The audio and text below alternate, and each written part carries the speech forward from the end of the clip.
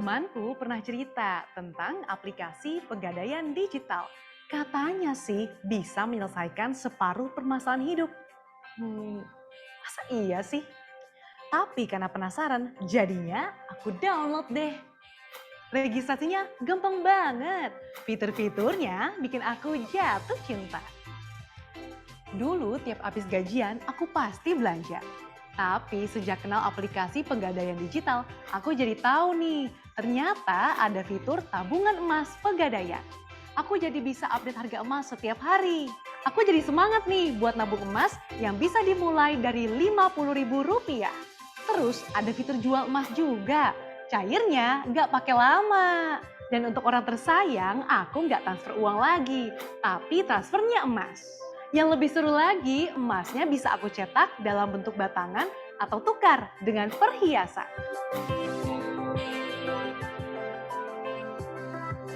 Seiring berjalannya waktu, aku perlu mengupgrade portofolio investasiku.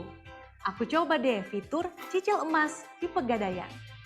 Bedanya dengan tabungan emas, kalau cicil emas cocok banget buat aku yang disiplin merencanakan masa depan. Aku bisa pilih emas batangan yang aku suka dan besarannya sesuai dengan kemampuan. Angsurannya tetap sampai lunas meskipun harga emas naik dan bisa dicicil hingga 36 bulan. Baru kali ini beli emas batangan dengan mudah dan fleksibel, cukup dari smartphone. Yah, paket dataku mau habis. Tapi aku kan bisa beli pulsa dan paket data di Pegadaian digital. Aku juga bisa bayar listrik, bayar air, sampai tagihan telepon. Sekarang hidupku benar-benar jadi mudah. Ya ampun, ternyata di Pegadaian digital juga ada pembiayaan ibadah haji loh. Hanya dengan jaminan emas batangan dan perhiasan udah bisa daftar haji. Canggih banget kan? Bersyukur banget aku memilih emas batangan dan tabungan emas sebagai pilihan investasiku. Karena kalau lagi butuh, gampang banget buat dicairin. Dan ada fitur booking gadai, jadi nggak perlu antri saat di outlet. Tabungan emas juga bisa digadai loh, cairnya cepet banget. Tapi jangan lupa upgrade akun premium ke outlet terdekat. Karena aku sudah menjadi nasabah Pegadaian, aku bisa tebus, perpanjangan, dan bisa minta tambah pinjaman. Cukup dari aplikasi Pegadaian digital. Gak nyesel deh kenal aplikasi Pegadaian digital. Yuk, download aplikasi Pegadaian digital sekarang, biar hidupmu makin mudah. Pegadaian.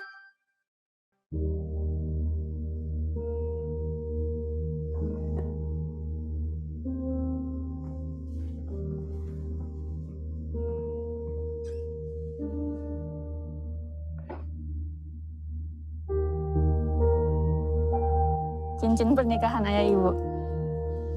Ibu sih terbuka gitu kan, kayak misalnya kan kalau mau lulus SMA kan butuh uang buat masuk kuliah. Apa nih yang harus dilakuin gitu kan. Mungkin kalau lagi nggak ada, diusahain supaya ada gitu. Nggak bisa ngasih apa-apa dulu ke ayah sama ibu. Mungkin nanti kalau aku udah beneran kerja gitu kan, bahagiain ayah sama ibu gitu.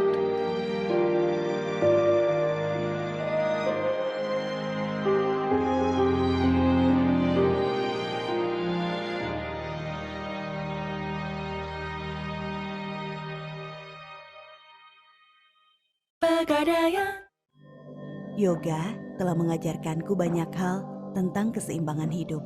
Dan itulah yang selalu membuatku ingat pentingnya berinvestasi. Seperti di era kini, aku selalu optimis dan tidak khawatir. Karena ada Pegadaian Digital yang selalu siap membantu. Bertransaksi apapun, di mana dan kapanpun. Mudah dalam satu genggaman. Tunggu apa lagi? Download aplikasi Pegadaian Digital sekarang.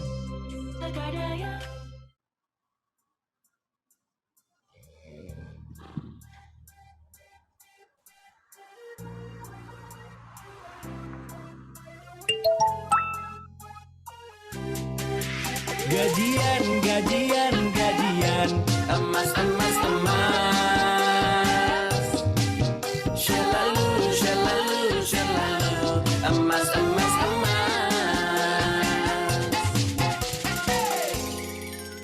Udah gajian? Jangan lupa nabung pakai promo gajian emas di aplikasi Pegadaian Digital. Ada promo gajian emas di setiap bulannya. Download aplikasi Pegadaian Digital sekarang, buka tabungan emas, dan top up terus demi masa depan yang lebih cemerlang. Buruan, jangan sampai ketinggalan. Hai! Pegadaian.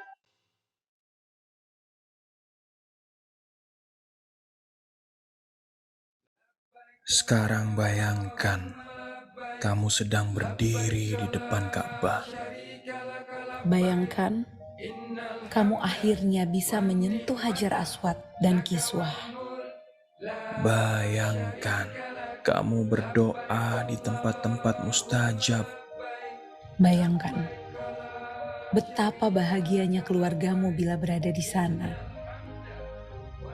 Bayangkan, kamu bisa menunaikan ibadah haji dan kembali dalam keadaan suci.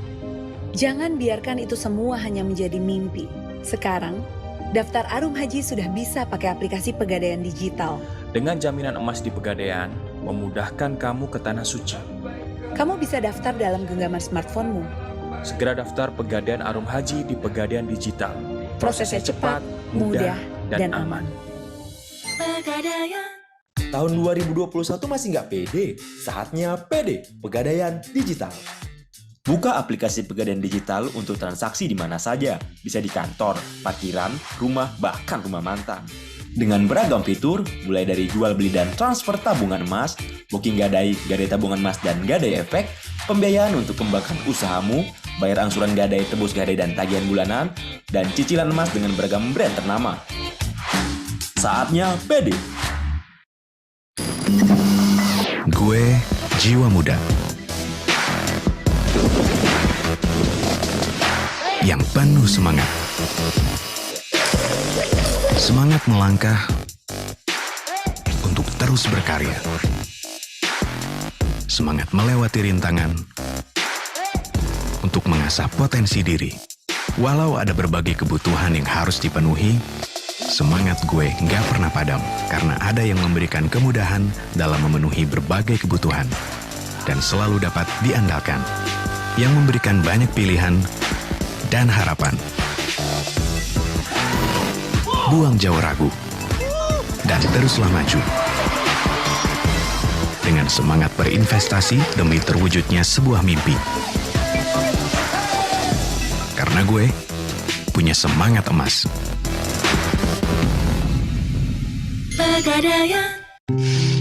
Aku selalu semangat untuk menyambut matahari dan menyiapkan yang terkasih menjalani hari. Mengejar mimpi, menjadi wanita yang lebih mandiri. Membawa hubungan lebih rekat dari sebelumnya dan mengukir bahagia pada mereka yang tercinta. Karena mereka, semangat berinvestasiku tak pernah redup. Karena ada yang memberikan kemudahan dalam memenuhi berbagai kebutuhan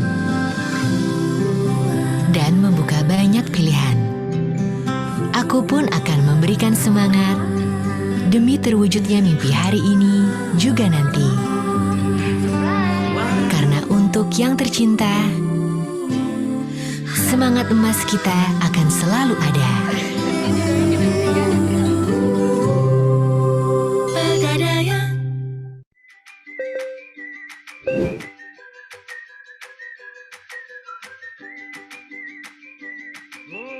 terus. Sepeda terus. Daster terus. Mas, bobanya satu ya. Boba terus. Terus.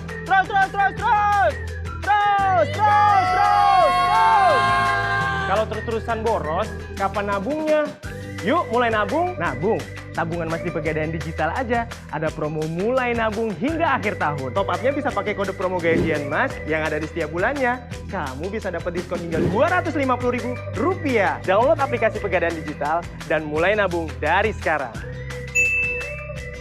Yuk mulai nabung Mas sekarang untuk masa depan yang cemerlang. Nabung terus ya! Epo dan Ade, dua pemain saham dengan cara transaksi yang beda. Lagi tanda tangan apa tuh? Oh, menjaminkan saham. Ya, hilang kan asetnya. Harusnya kayak Ade, gadai saham di Pegadaian. Untungnya nambah terus, gadai efek aja. Hak corporate action tetap dimiliki. Kalau pinjaman sih sama keuntungannya. Bisa buat ngembangin usaha. Kebutuhan pansos kebeli juga. Tapi gadai efek emang ada lebihnya. Buat investasi saham juga bisa. Gadai efek aja. Untuk kebutuhan produktif, konsumtif, dan investasi. Waktu itu anak saya pernah sakit panas, saya terpaksa angin kenceng pulang. Sampai perahu saya di tengah perjalanan hancur, kena ombak. Kalau jaring, pakaian, apa yang kita bawa, udah duit, termasuk kita boleh hasil dari sono, semua hilang. Kita udah nggak bisa nyelamatin itu, mikirin diri sendiri aja. Saya kalau hasil dari laut dapat 300, saya sisihkan 100 untuk perbekalan ke laut lagi. Dan saya sisihkan untuk simpenan, saya ada uang, juga ada emas. Kalau untuk emas saya nyimpennya di Pegadaian. Nah, selain juga saya dapat emas, saya juga dapat perlindungan diri. Kita sudah punya ada tanggungan resiko lah gitu yang kita nggak inginkan, seperti kayak ada musibah apa, kita kan udah ada tanggungan, artinya keluarga mungkin udah nggak khawatir lah gitu. Nah itu semua dipersiapkan untuk kebutuhan masa depan. Pegadaian. Hai, aku Ari. Pertama kali aku lihat dia, aku langsung jatuh cinta. Senyumnya, tatapannya, juga tawanya. Dialah wanita impianku. Namanya Audi. Aku ingin Audi jadi pendamping hidupku. Semua sudah aku persiapkan untuk menikahinya dengan menabung emas di Pegadaian Digital. Aku siapkan cincin untuk menikahinya dengan jaminan saldo tabungan emas. Inilah momen emas yang paling kutunggu. Dan hari ini, janji sehidup semati akan kami ucapkan. Dialah pendamping hidupku. Sayang, makasih ya udah mau menjadi pendamping hidupku selamanya. Terima kasih Pegadaian, sudah membantu kami mewujudkan momen emas ini. Momen emas pernikahan dapat terwujud dengan cicil perhiasan melalui tabungan emas. Miliki perhiasan emas dengan jaminan tabungan emas Pegadaian. Cantik itu adalah ketika kamu mengikuti kata hati, bangga dengan potensi yang dimiliki. Cantik itu adalah berani tampil percaya diri, berani berekspresi, mengembangkan setiap potensi yang ada. Jalan terbaik agar tiada penyesalan. Cantik itu menjadi dirimu sendiri, seperti aku yang punya cara sendiri. Kusempurnakan cantikku dengan emas. Kupercayakan memiliki perhiasan emas kepada Pegadaian. Mudah dan aman, bisa tunai atau cicilan. Dengan tabungan emas Pegadaian, kamu bisa memiliki perhiasan impian. Ingat emas, ingat Pegadaian. Pegadaian.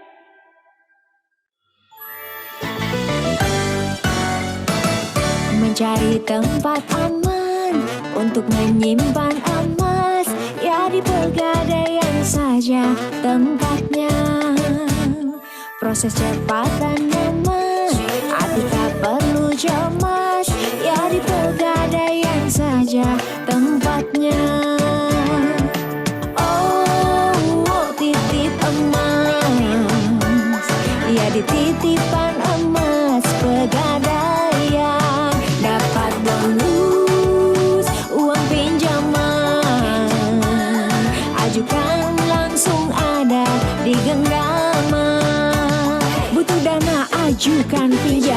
santai tidak perlu bepergian. Tinggal klik langsung dapat transferan. Investasi aman, hidup pun nyaman di Pegadaian.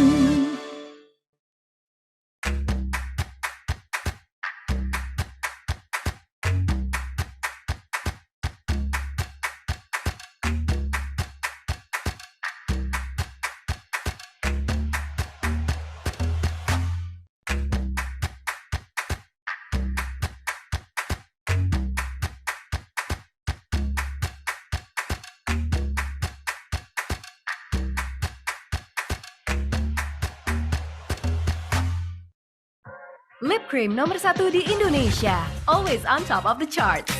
It's Wardah Exclusive Matte Lip Cream. Dengan warna yang intens, long lasting, crack free dengan vitamin A.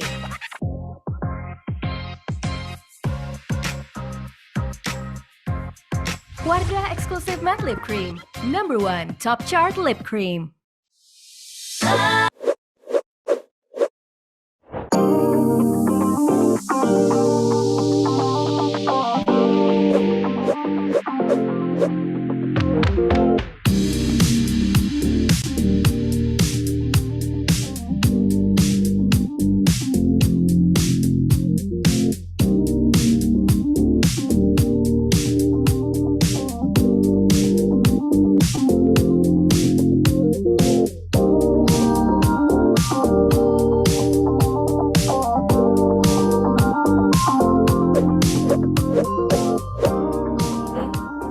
Oke, menjelaskan lagi apa sih itu Venturia Fest. Teman-teman yang udah daftar pasti udah tahu sih sebenarnya apa itu Venturia Fest. Tapi kayaknya aku akan menjabarkan lebih dalam dan lebih banyak nih tentang kenapa Impala Network menginisiasi Venturia Fest ini.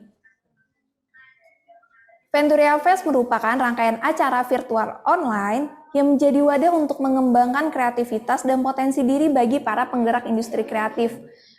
Venturia Fest 2021 juga membawa spirit bagi para kreatif antusias, komunitas, generasi muda, hingga UMKM agar bisa berproses dan berprogres hingga mampu masuk ke industri saat ini gitu. Ngomong-ngomong masalah Venturia Fest kali ini, kayaknya kurang abdol kalau misalnya belum dibuka nih sama salah satu perwakilan dari Impala Network-nya sendiri gitu. Opening speeching kali ini akan langsung dibuka oleh Kak Khalid Hadi Pranowo selaku Director of Impala Network. Kepada Mas Khalid dipersilakan. Baik, terima kasih buat Sari. Selamat malam buat teman-teman semuanya di sini. Selamat malam juga kepada para narasumber dan moderator yang nanti akan memandu acara kita berdiskusi mengenai e-sport ke depannya. Saya di sini sebagai salah satu director yang ada di Impala Network mengucapkan terima kasih sekali lagi. Ini merupakan sebuah acara yang harapannya ke depannya bisa memberikan sebuah dampak positif bagi ekosistem e-sport yang ada di Semarang dan Jawa Tengah pada umumnya.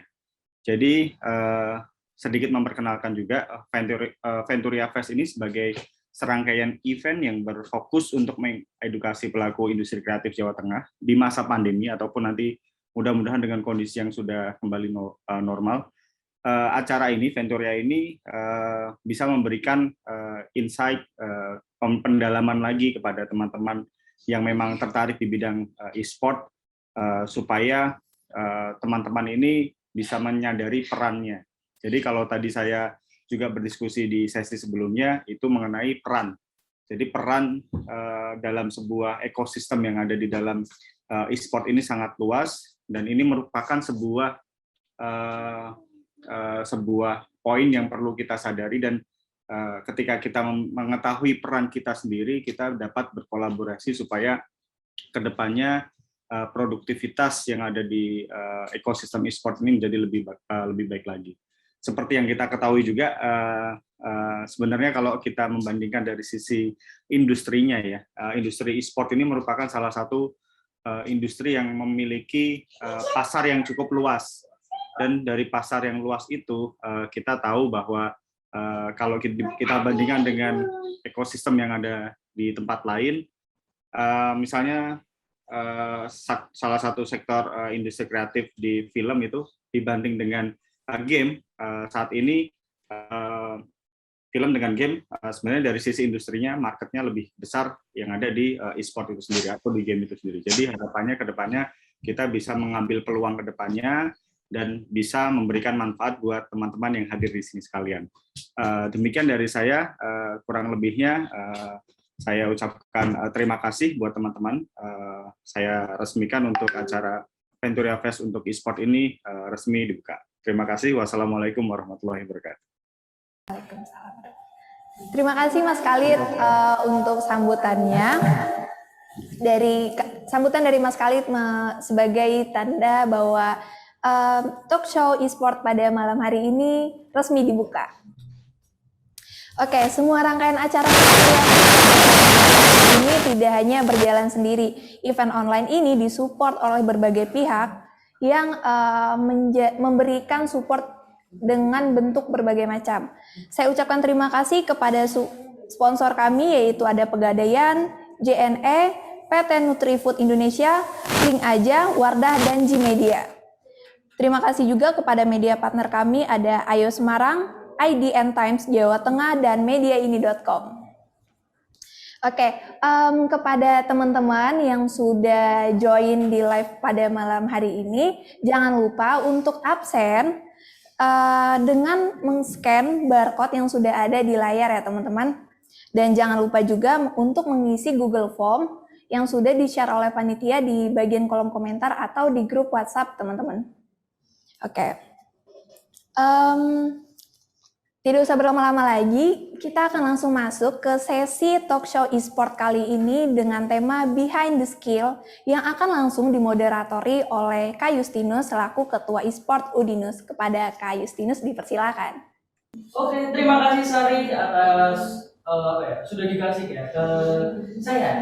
Dan kali ini selamat malam untuk kreatif antusias dimanapun kalian berada. Kali ini kita akan ada talk show di sesi talk show bersama dengan Kak Nikodemus selaku Sekretaris Umum SC Jawa Tengah kali ini. Kepada Kak Niko, selamat malam Kak Niko. Ya, selamat malam Mas. Kalau untuk sekarang sehat Pak Niko? Kondisinya gimana sekarang Pak Niko, sehat? Gituan sehat Mas. Apalagi di masa pandemi ini ya, kita harus jaga kesehatan lah 3M ya. Sudah divaksin juga, semoga teman-teman yang di sini juga sehat, sudah divaksin juga, karena kalau kita udah divaksin kan bisa mencapai herd immunity dan harapannya ekonomi bangsa ini boleh pulih lagi lah ya, kita boleh keluar lagi, nggak PPKM lagi nih. Itu ya Pak Niko ya. Nah ini kita bakal masuk ke pertanyaan aja nih Pak. Mulai kita bakal masuk ke pertanyaan untuk di malam hari ini ya Pak Niko ya. Ini sepertinya ini semua kreatif antusias malam ini tuh banyak banget yang tertarik nih Pak tentang dunia e-sport kali ini. Seperti ini pertanyaan saya nih Pak Niko. Cara atau support nih dari pemerintah Jawa Tengah sendiri untuk e-sport apalagi di kalangan Jawa Tengah atau untuk masyarakat Jawa Tengah ini seperti apa Pak Niko? Kalau boleh tahu ya Pak Niko. Ya, bicarakan tentang support dari pemerintah Jawa Tengah ya, terutama kita ketahui bahwa saya secara pribadi tergabung di dalam organisasi yang namanya ESI atau e-sport Indonesia di Provinsi Jawa Tengah, dan organisasi ini berada di bawah naungan KONI ya. Kita tahu lah KONI itu adalah organisasi pemerintah yang menaungi semua lembaga-lembaga olahraga yang di bidang prestasi. Kan ada KONI, ada FORMI ya. Kalau FORMI itu olahraga-olahraga yang di bidang rekreasi. Dulu e-sport itu masuknya di FORMI, tapi sekarang karena e-sport sudah masuk di dalam olahraga prestasi, masuk di dalam bagian itu, maka e-sport itu masuk di naungannya KONI. Dan karena ada di naungannya KONI, kita tahu bahwa tahun ini kita ada pesta olahraga yang ada di Papua, yaitu PON. Dan saya sekaligus mengendorse, saya sekaligus memberi semangat buat teman-teman untuk mengikuti. akan pesta olahraga ini. Dan salah satunya yang akan dipertandingkan juga e-sport. Sekalipun e-sport masih sebagai eksebisi ya. Jadi belum menjadi sebuah pertandingan yang resmi dipertandingkan, tetapi masih di dalam eksebisi, percobaan gitu. Dan di sini pemerintah Jawa Tengah, kita juga memberikan apresiasi, kita memberikan sebuah tempat untuk teman-teman e-sport yang ada di Jawa Tengah ini untuk bisa bertanding ya. Kita mengadakan turnamen, kualifikasi daerah, nanti akan didukung juga tidak hanya oleh provinsi, tetapi oleh pengurus-pengurus di kota, bahkan di kabupaten. Sehingga kan ketika ada organisasi pemerintah yang lebih dekat, kalau kita provinsi kan kalau dengan komunitas mungkin jaraknya terlalu jauh gitu ya.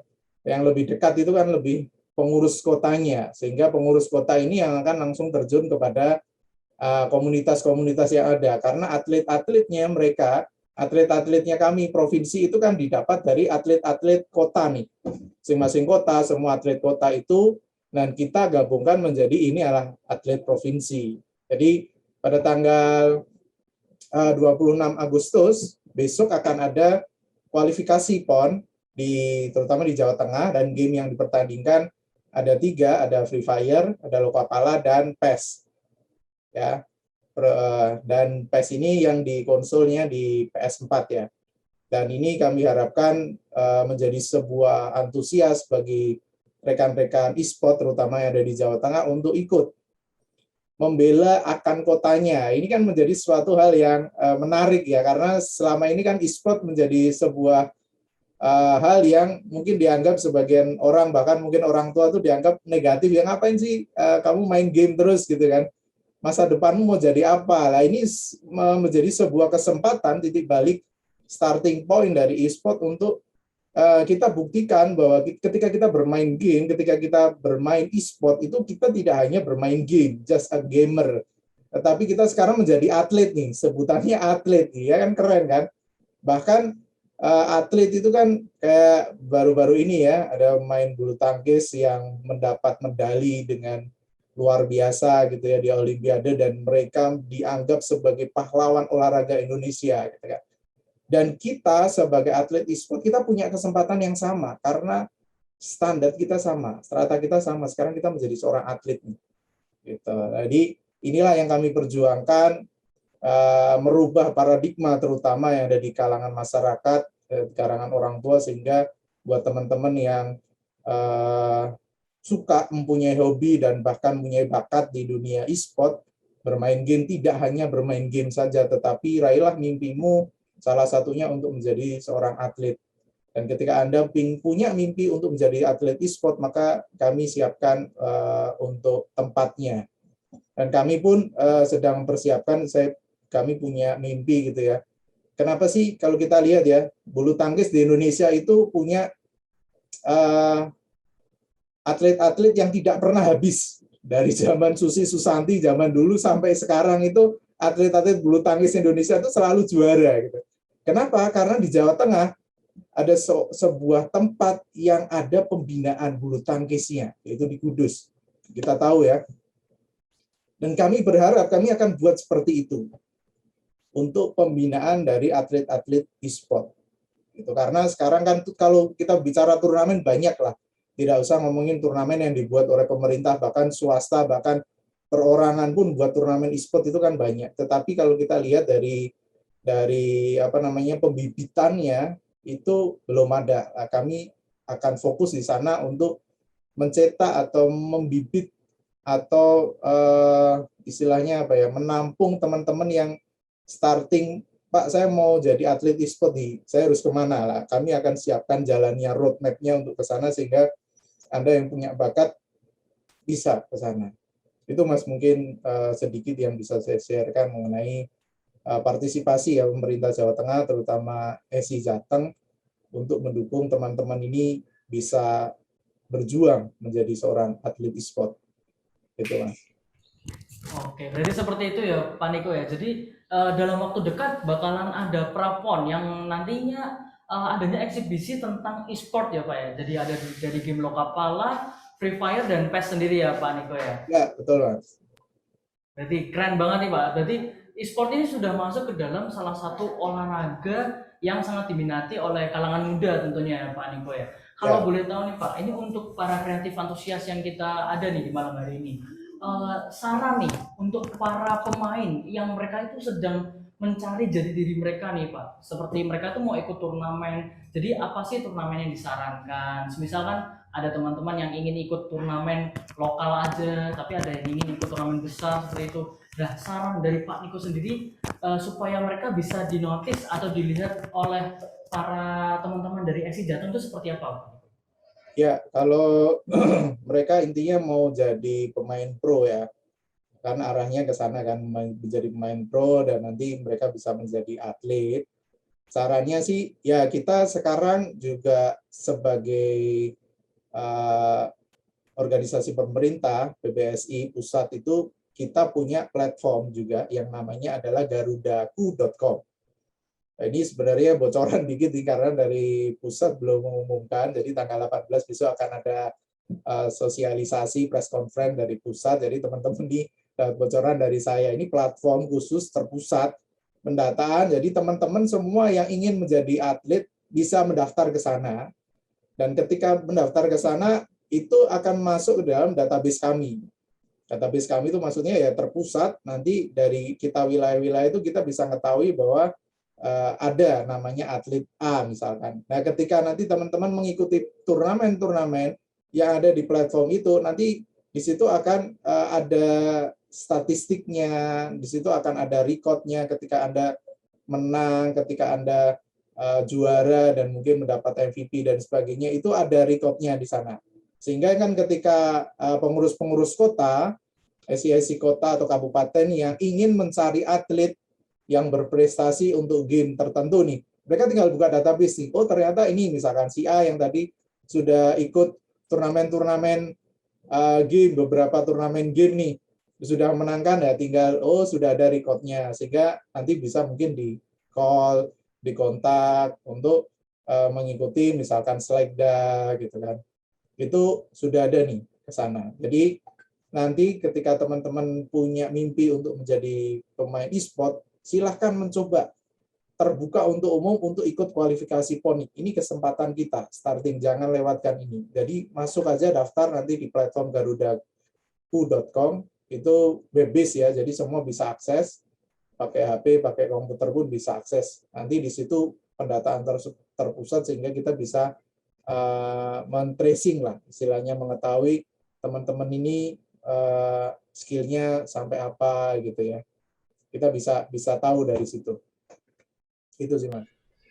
Oh, mantap sekali ya Pak Niko ya. Berarti ini udah ada bocoran nih untuk para teman-teman kreatif antusias ya. Ini sudah ada bocoran dari Pak Niko sendiri bahwa akan ada seleksi dan juga website tadi ya Pak Niko ya. Ada website yaitu garudaku.com. Jadi jangan lewatkan kesempatan ini, siapa tahu kalian yang menjadi salah satu perwakilan untuk PON kita nanti di Jawa Tengah seperti itu. Dan juga mengingatkan untuk para kreatif antusias, jangan lupa untuk bertanya dan melakukan share story ya. Siapa tahu kalian akan mendapatkan door prize dari kita. Oke. Selanjutnya nih Pak Niko, ini ada pertanyaan juga. Kalau untuk membuat konten nih, kadang kalau teman-teman kreatif antusias ini kan pengen membuat konten nih, ada sesuatu hal yang pengen kita konten atau ada sesuatu hal yang ingin kita perlihatkan ini agar bisa dilihat oleh teman-teman yang ada di luar sana. Kalau dari pandangan Bapak Niko sendiri, bagaimana cara membuat konten plan yang baik seperti itu Pak Niko? Ya, ini pertanyaan yang luar biasa sekali ya Mas ya. Seperti tadi yang disiarkan oleh dari teman Ipala juga mengatakan bahwa dunia e-sport ini adalah dunia yang sangat luas sekali, sehingga tidak menutup kemungkinan jalur yang ditempuh teman-teman ini tidak hanya sebagai seorang pro player atau sebagai atlet saja, karena industri e-sport ini luas. Anda bisa menjadi seorang konten kreator gitu ya. Dan konten, kalau dikaitkan caranya membuat konten plan itu bagaimana sih ya, kita tahu bahwa konten plan, namanya konten plan itu kan sebuah perencanaan pengembangan konten yang dilakukan agar tujuan akhir Anda itu bisa dicapai. Ya, yang prinsipnya yang pertama ya tentukan dulu Anda mau buat konten apa. Ya, terus menggunakan platform apa. Dan setelah itu kapan mau dipublikasikan. Nah, ini kan menjadi bagian dari dalamnya content plan itu ya. Jadi yang pertama tentukan tujuan yang ingin dicapai apa. Hal yang pertama yang Anda mau raih ini apa? Konten apa yang Anda mau buat? Kategorinya harus jelas. Apakah Anda mau buat streaming game, atau Anda mau buat hanya story cerita, atau Anda mau buat sekarang kan cuplikan-cuplikan game di TikTok, atau cuplikan game yang lucu-lucu, atau cuplikan game-game pemain pro, atau Anda ingin membuat konten apa ya, tentukan dulu kategori. Intinya adalah yang membuat Anda ini itu justru nanti terkenalnya dalam tanda kutip itu susah. Gitu ya, justru ada sebuah originalitas lah yang Anda harus tunjukkan. Nah, ketika Anda sudah tahu tujuannya apa, kategorinya seperti apa, buat schedule ya. Buat sebuah jadwal, Anda harus konten ini harus konsisten, Anda harus posting. Jadi jangan kalau anak muda tuh mut-mutan gitu ya. Hari ini buat, besok enggak gitu ya. Enggak boleh gitu, harus konsisten. Karena kita tahu ya bahwa sekarang konten kreator tuh sangat banyak sekali. Bahkan anak kecil pun sekarang kalau coba lah Mas Yus tanya ya, kamu cita-citanya besok mau jadi apa? Sebagian besar mereka akan ngomong, saya mau jadi YouTuber, Pak. Gitu ya. Salah satunya anak saya yang laki-laki gitu ya, karena lihat saya main game terus saya streaming gitu ya. Besok saya mau jadi streamer game gitu ya, mau jadi YouTuber gitu ya. Nah, dari situ kan menjadi sebuah kita tahu bahwa sekarang dunianya mereka itu kan tahu ya, dunia mereka kan pinginnya apa? Jadi konten kreator semua. Lah ini kan saingannya banyak gitu kan. Makanya Anda harus terus nih buat yang rutin nih istilahnya ya, kontennya harus terus buat. Nah, terus platform yang digunakan itu juga Anda harus tentukan satu nih, apakah mau pakai Facebook, apakah mau pakai YouTube, atau mau pakai misalkan Twitch, Anda mau pakai platform yang lain seperti Nimo, Anda harus fokus ke satu gitu ya. Itu pun menyesuaikan dengan game yang Anda mainkan. Gitu. Kalau Mobile Legends sih biasanya saya lihat sih banyakkan di Nimo atau di Facebook Gaming gitu yang banyak ya. Gitu.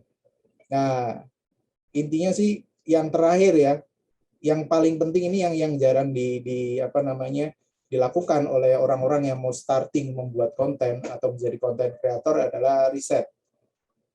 Ya, Anda harus buat riset dulu. Apa sih yang menjadi kelebihan Anda tuh apa? Gitu. Anda harus buat riset gitu ya. Kelebihan Anda apa, kekurangan Anda apa yang ingin Anda tonjolkan dalam konten itu, sehingga dalam tanda kutip brand image Anda ini Anda mau tampil menjadi seorang yang seperti apa sih? Gitu. Itu yang perlu kita riset. Dan ketika Anda sudah tahu itu semua, itu yang nanti akan bisa diolah menjadi sebuah konten plan gitu ya. Itu sih Mas. Terima kasih. Oh, seperti itu ya Pak Niko ya. Berarti seperti yang kita seharusnya sudah lakukan ya. Kita harus tahu dulu apa yang ingin brand image kita keluarkan, kemudian kita harus tahu kategori apa yang ingin kita lakukan, dan kemudian kita aplikasikan dan konsistensi ya. Seperti itu ya Pak Niko ya. Wah, luar biasa. Nah, ini untuk pertanyaan berikutnya ini untuk Pak Niko. Cara nih. Nah, ini biasanya nih pertanyaan teman-teman yang baru memulai ini biasanya. Cara untuk mendapatkan followers nih Pak, atau fans nih. Jadi kan kadang kita scope-nya ini harus kelihatan dulu atau gimana lah. Kalau dari menurut Pak Niko sendiri itu seperti apa nih Pak Niko? Ya, kalau mau mendapat follower ya, viewer, subscriber itu ada dua cara sih, mau gampang atau mau susah gitu kan. Kalau mau gampang ya tinggal beli jasa follower kan, selesai gitu kan.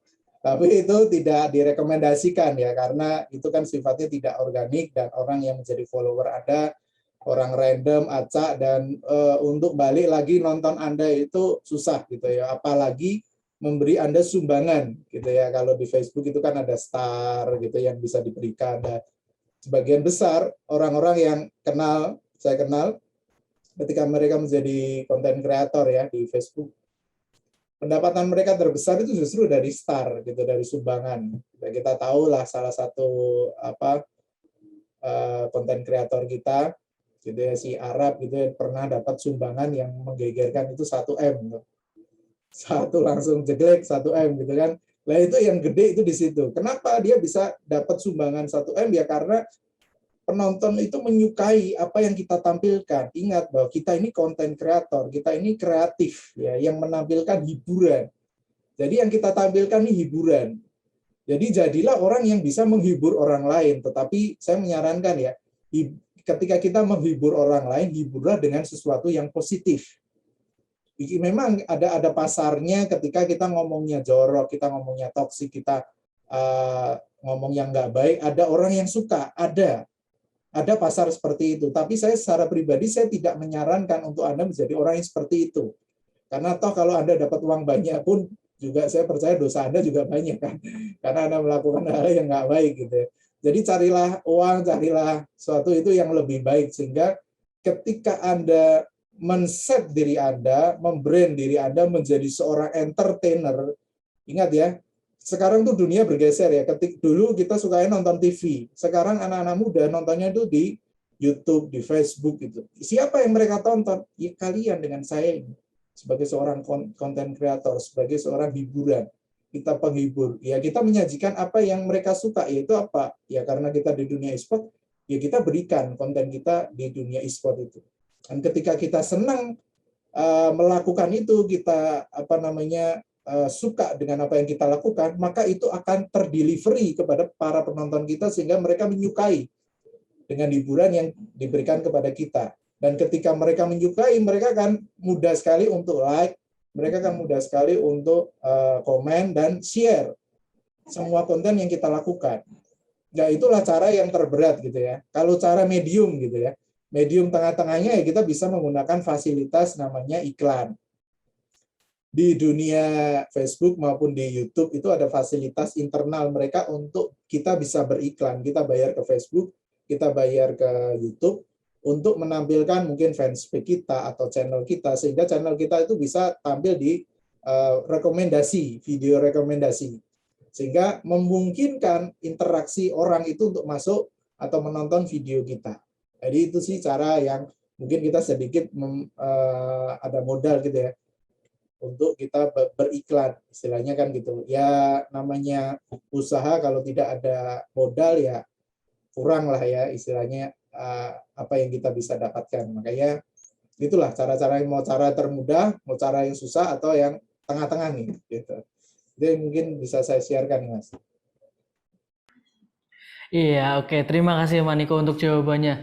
Oh, berarti kalau untuk kedepannya berarti ya, dari teman-teman kreatif antusias nih terutama, berarti mereka itu harus sudah mulai mengetahui tentang diri mereka untuk kedepannya seperti itu ya Pak ya. Tentang kita ada di dunia live stream atau mungkin cuplikan-cuplikan video seperti mungkin kalau TikTok pakai FYP gitu ya Pak ya. Yes, betul sekali ya, sudah. Tapi ya sesuai koridor ya. Kalau ini Pak, boleh enggak Pak ini sedikit dibuka Pak rahasianya Pak.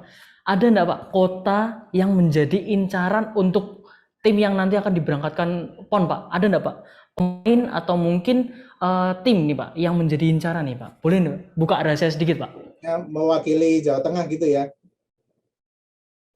Oke. Betul ya, mewakili Jawa Tengah ya Mas ya. Itu masih di mute ya.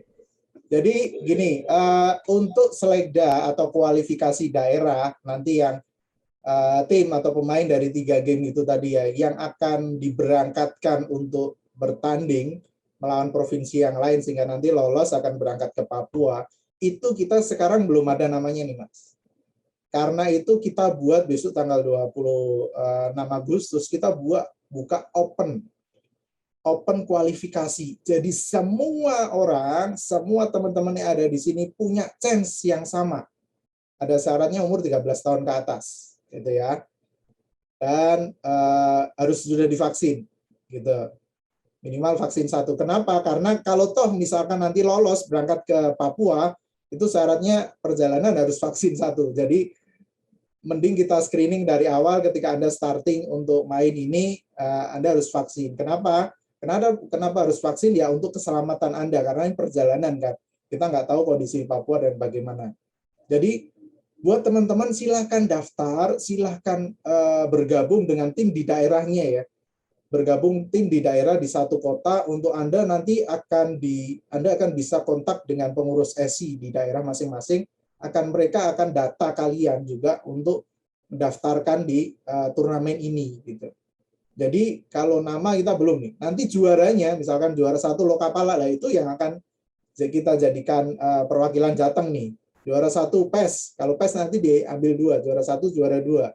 Free Fire juara 1, nah itu nanti jadi timnya Jawa Tengah. Jadi putra e-sport terbaik di Jawa Tengah itu yang akan kita ambil melalui turnamen ini. Sehingga kualifikasi kita kan fair gitu ya. Kita buka, silakan turnamen juaranya berangkat gitu. Ya, syukur-syukur sih nanti bisa lolos sampai ke Papua, karena di Papua hanya diambil sekitar 5-6 tim saja yang akan bertanding di sana dari semua provinsi se-Jawa Tengah. Karena kenapa tidak semua provinsi ke Papua, karena ya kita masih pandemi ya, jadi ada pembatasan skala besar sehingga hanya beberapa tim aja yang menang bisa berangkat ke Papua gitu sih. Berarti sudah mulai ya Pak ya, untuk tahap seleksinya pun seperti prapon seperti itu ya Pak ya. Jadi ada beberapa juara yang kemudian akan nanti dirombak kembali dan diseleksi untuk diberangkatkan ya Pak ya, seperti itu ya. Dan minimal harus vaksin 1 ya Pak Niko ya. Ya, jadi istilah kita ada 3. Yang pertama kualifikasi itu seleksi daerah. Nah nanti ini pertandingan antar kota se-Jawa Tengah gitu ya, kota melawan kota gitu ya. Setelah itu juaranya mewakili provinsi Jawa Tengah masuk di prapon istilahnya. Nah di prapon ini provinsi lawan provinsi. Jadi provinsi Jawa Tengah melawan provinsi Jawa Timur, lawan provinsi gitu ya. Dan setelah ini nanti 5 atau 6 tim akan lolos ke PON Papua, akan berangkat ke Papua, namanya ini PON gitu ya. Dan ketika berangkat di Papua inilah yang 6 atau 5 provinsi yang juara akan bertanding di sana gitu Mas. Prinsipnya seperti itu. Oh, seperti itu ya Pak Niko ya. Berarti untuk teman-teman ini, untuk para kreatif antusias nih tentunya ya, sudah harus mulai untuk mencari informasi mengenai SI kota lokal ya Pak ya, seperti itu ya Pak Niko ya. Ya, nanti kita akan sharekan di sosial media kita, di Instagram kita, Instagram SI Jateng, dan di Facebook juga kita akan list nanti untuk nama PIC PON setiap kota gitu, sehingga dari teman-teman yang kota tertentu misalkan Semarang bisa hubungi nih kalau ada pertanyaan-pertanyaan kan, sehingga bisa koordinasi dengan pengurus SI di kota masing-masing gitu Mas. Oke, seperti itu ya Pak Niko. Kalau ini boleh nih Pak, untuk pertanyaan kira-kira ini bisa jadi yang terakhir nih Pak. Saran untuk para orang tua ataupun para pemain nih Pak, yang mereka itu merasa bahwa mereka itu siap untuk menjadi tim e-sport nasional ataupun direkrut untuk tim e-sport, tapi mereka itu tuh masih terikat dengan orang tuanya seperti itu Pak. Apa saran untuk orang tua dan pemain ini Pak, seperti itu? Ya, kalau yang pertama sih ya saran kepada pemain dulu lah ya. Saran kepada pemain intinya adalah ya mau tidak mau tetap orang tua itu harus nomor 1. Karena hormati orang tuamu itu hal yang paling penting. Anda dilahirkan orang tua, Anda diasuh, Anda diberi makan orang tua, ya Anda harus nurut sama orang tua gitu. Dan ketika Anda tidak diizinkan untuk bertanding di e-sport, berarti something wrong gitu ya. Ada sesuatu yang salah antara hubunganmu dengan orang tua. Ya, ada yang salah artinya gini, ketika Anda melakukan sesuatu untuk orang tua, tujuannya apa? Apakah Anda melakukan itu supaya orang tua tidak marah? Apakah Anda melakukan atau Anda nurut dengan orang tua ya supaya orang tua nggak banyak ngomong lah. Penting gue nurut gitu ya. Nah, yang saya mau sharekan buat teman-teman ini yang akhirnya menjadi hubungan antara anak dengan orang tua itu crash gitu ya. Anak pinginnya main game terus, wah gue ini sedang mengejar mimpi gue nih kan, ceritanya gitu kan anak-anak. Gue mau latihan main game nih, gue nggak sedang merusak masa depan, tetapi gue mempersiapkan akan masa depan ingin menjadi atlet e-sport. Alasannya anak muda kan gitu ya. Nah, seringkali komunikasi antara anak muda dengan orang tua itu terputus nih di tengah nih. Sehingga saya mau menyarankan adalah, apakah Anda sayang dengan orang tua? Anak-anak muda, kalau Anda sayang dengan orang tua, maka apapun yang Anda lakukan dasarnya harus sayang. Dan yang selanjutnya adalah ketika hubunganmu dengan orang tua sudah clear, sudah aman, maka namanya orang tua ya, pasti akan mendukung anak kok. Kalau itu bisa dikomunikasikan dengan baik dengan orang tua, maka orang tua pasti dukung. Ini namanya juga untuk kebaikan, karena memang sekarang kan, apalagi sekarang orang tua mulai terbuka ya. Apalagi orang-orang tua yang sudah di umurnya milenial, mereka ngerti bahwa dunia ini, dunia e-sport, bahkan mungkin YouTuber itu sudah ada hasilnya. Banyak ya, berita-berita di Google gitu ya, bahwa YouTuber tuh duitnya lebih banyak daripada PNS. Terus zaman dulu orang tua kan pengennya, lu nggak usah macam-macam lalu daftar PNS selesai gitu ya. Kalau sekarang mau jadi YouTuber oke, gitu ya. Disiapkan tuh, orang tua sudah paradigmanya terbuka. Tapi yang menjadi masalah adalah hubungan anak-anak muda dengan orang tua ini kayak nggak nyambung gitu ya. Karena dasarnya bukan karena sayang dengan orang tua atau orang tua sayang dengan anak, tetapi dasarnya mungkin pokoknya anaknya nurut, pokoknya orang tuanya harus ngikutin gitu ya. Ada itu masing-masing. Jadi kalau bisa sih selesaikan dulu hubungan kalian dengan orang tua, komunikasi diperbaiki. Kalau sudah oke sih pasti saya percaya orang tua akan dukung. Dan anak-anak yang sudah diberikan kepercayaan oleh orang tua, ya bayarlah kepercayaan itu dengan prestasi. Ya. Buktikan bahwa Anda memang punya bakat di situ. Ketika Anda sudah sadar, misalkan kita ngomong main Mobile Legends ya, Anda main 2 tahun main Mobile Legends tapi di Epic terus, nggak pernah nyentuh Mythic. Ya jangan pernah bermimpi untuk menjadi atlet e-sport lah. Selesai di situ ya. Ya mungkin Anda tidak berbakat untuk jadi atlet, mungkin Anda berbakatnya jadi apa? Content creator. Pak, masa sih ada content creator yang epic tapi duitnya banyak? Oh ada. Saya lihat ya di YouTube, di Facebook terutama ya. Orang ini mainnya epic, mainnya cuma bisa Erumia gitu ya di Mobile Legends. Tapi yang nonton gila, ada 5.000 yang nonton. Yang nyawer banyak. Jadi karena dia bisa menghibur penontonnya ya. Karena memang kategori dia tidak menunjukkan bahwa gue pemain pro, tetapi gue menghibur nih. Dia main sambil joget sambil guyon dengan viewernya gitu. Buktikan dengan prestasi Anda. Kalau memang Anda nggak bakat di atlet ya Anda mau cari apa? Dunia e-sport ini luas. Anda mau jadi content creator, Anda mau jadi video creator, Anda mau jadi social media manager, Anda mau jadi apa? Karena dunia ini luas. Anda pintar ngomong, jadilah caster. Ya kan? Oh, Anda pintar analisis apa dan sebagainya. Oh, mungkin bisa Anda masuk jadi pelatih. Anda bisa masuk jadi analis gitu ya. Dunia e-sport luas. Jadi lihat diri Anda mau kemana. Mungkin Anda punya perawakan yang cantik, perawakan yang ganteng gitu ya. Ya Anda mungkin bisa jadi brand ambassador gitu kan di tim gitu ya.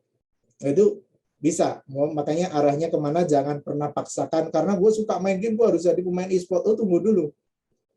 Kalau semua ingin jadi atlet, padahal kita tahu atlet itu di satu tim itu cuma 5 kalau di Mobile Legends ya, Lokapala, Free Fire bahkan cuma 4 pemainnya kan. Nah ini yang rebutan posisi ini kan ada ribuan orang, ada jutaan orang, saingannya Anda harus banyak. Makanya skillnya Anda harus di atas rata-rata. Paling enggak kalau kita ngomong misalkan Mobile Legends gitu ya, minimal Anda di Mythic Glory, bukan di Epical Glory, tetapi di Mythic Glory 2.000, 5.000 ke atas itu baru oke lah Anda boleh bermimpi untuk menjadi atlet e-sport lah. Itu sih Mas.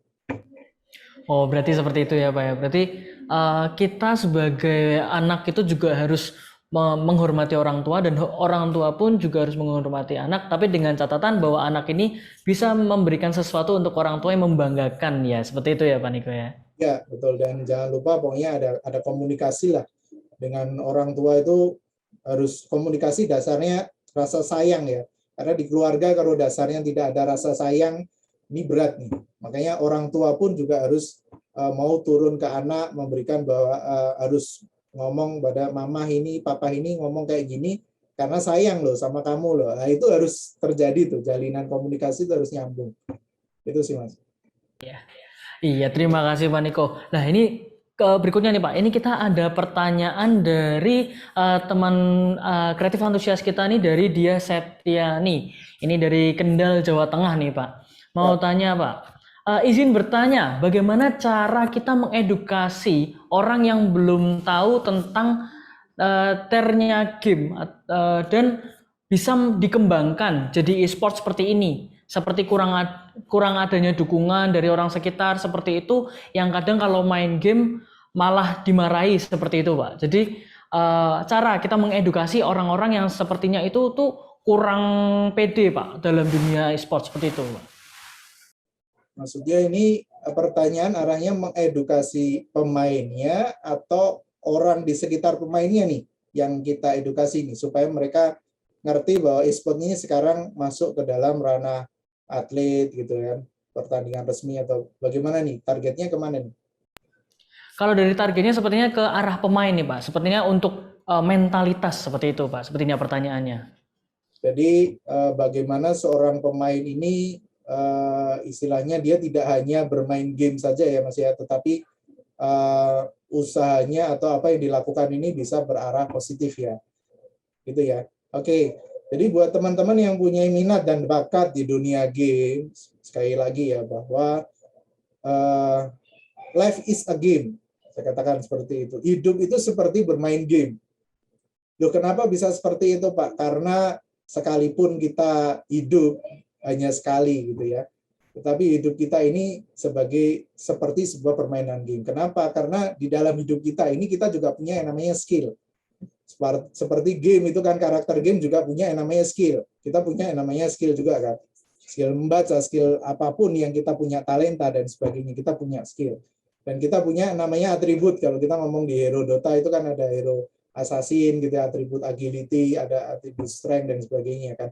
Kita pun juga punya atribut kekuatan, kecepatan, intelijen gitu ya. Dan menjadi intinya adalah, yang saya mau katakan buat teman-teman yang suka dengan dunia game adalah, ketika Anda senang bermain game, yang Anda harus upgrade jangan karakter gamemu, tetapi upgrade-lah dirimu.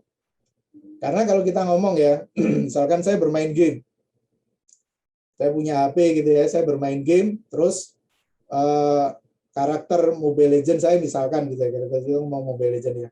Karakter Mobile Legends saya ini saya kasihkan atau saya dimainkan oleh salah satu pemain misalkan Lemon gitu ya. Mainkan karakter saya, pasti menangan gitu ya. Tapi kalau karakter Lemon saya mainkan gitu pasti kalahan gitu kan. Karena yang bedakan apa? Orangnya. Jadi bukan karakter in game-nya gitu ya, tetapi adalah orangnya. So ya Anda harus mengupgrade hidupmu. Jangan fokus bermain game untuk mengupgrade karakter in-game-nya, tapi upgrade hidupmu. Artinya apa? Ya Anda harus menjadi orang-orang yang punya skill, punya karakter yang baik. Karena orang yang punya skill tapi nggak punya karakter, itu juga nggak kepake di dunia entertain ya, di dunia e-sport itu nggak kepake. Karena kalau karakternya toksik dan sebagainya, itu dengan gampangnya akan disingkirkan orang. Upgrade intelijenmu, kecerdasan. Kalau orang ngomong ya, pemain e-sport itu orang-orang bodoh semua. Sorry saya ngomong gitu ya. Tapi saya mau katakan bahwa orang bodoh itu nggak mungkin bisa juara e-sport. Karena kalau kita main game, gitu ya, ini kita main game tuh kita mikir loh. Nggak asal main ya. Kita mikir loh, kalau kita misalkan game Mobile Legends, Lokapala, Free Fire ya. Kalau kita nggak mikir kan kita cuma maju. Main Free Fire langsung asal nembak gitu kan. Nggak mungkin. Kita main tuh pakai intelijen, kecerdasan. Sehingga pemain-pemain e-sport tuh pemain-pemain yang punya kecerdasan yang di atas rata-rata. Punya kecerdasan. Kalau teman-teman asal fokus di in-game-nya saja, tetapi tidak mengupgrade dirimu, maka masa depanmu, sorry to say, madesu gitu ya. Jadi mulailah bangun karaktermu, bangun hidupmu untuk melihat masa depan. Apa sih yang ingin engkau capai? Kalau engkau ingin mencapai menjadi atlet, ya upgrade skillmu bermain. Naikkan rank, ikut turnamen, harus juara. Kalau engkau ingin menjadi content creator, ya upgrade apa? Video editing Anda harus kuasai, ya desain grafis Anda harus kuasai, cara berkomunikasi Anda harus kuasai. Ini kan upgrade skill, ya kan? Experience kita harus latih, Anda harus kuasai sehingga apa? Anda bisa akhirnya chance untuk masa depanmu untuk cerah. Jadi tidak hanya bermain game aja nih. Ingat ya, kalau kita cuma bermain game, kita hanya mengupgrade karakter kita in-game. Karakter in-game kita bermain kalah nggak masalah. Mau karakter in-game hilang pun juga nggak masalah, karena kita bisa beli lagi.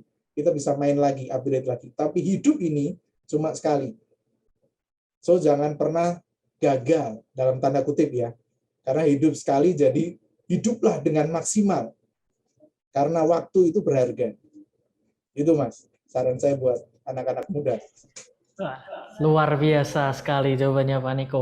Kemudian ini kita ada pertanyaan lagi Pak dari Estuning Ayu Larasati nih Pak, dari Semarang nih Pak. Untuk karir e-sport ini, haruskah kita terfokus ke e-sport saja atau bisa melakukan kegiatan lainnya Pak dalam sembari melakukan karir e-sportnya gitu Pak? Ya, mungkin yang dimaksud apakah terfokus menjadi seorang atlet saja ya gitu ya. Mungkin tidak ya, seperti tadi saya jelaskan di depan bahwa di dalam dunia industri e-sport itu ada banyak sekali.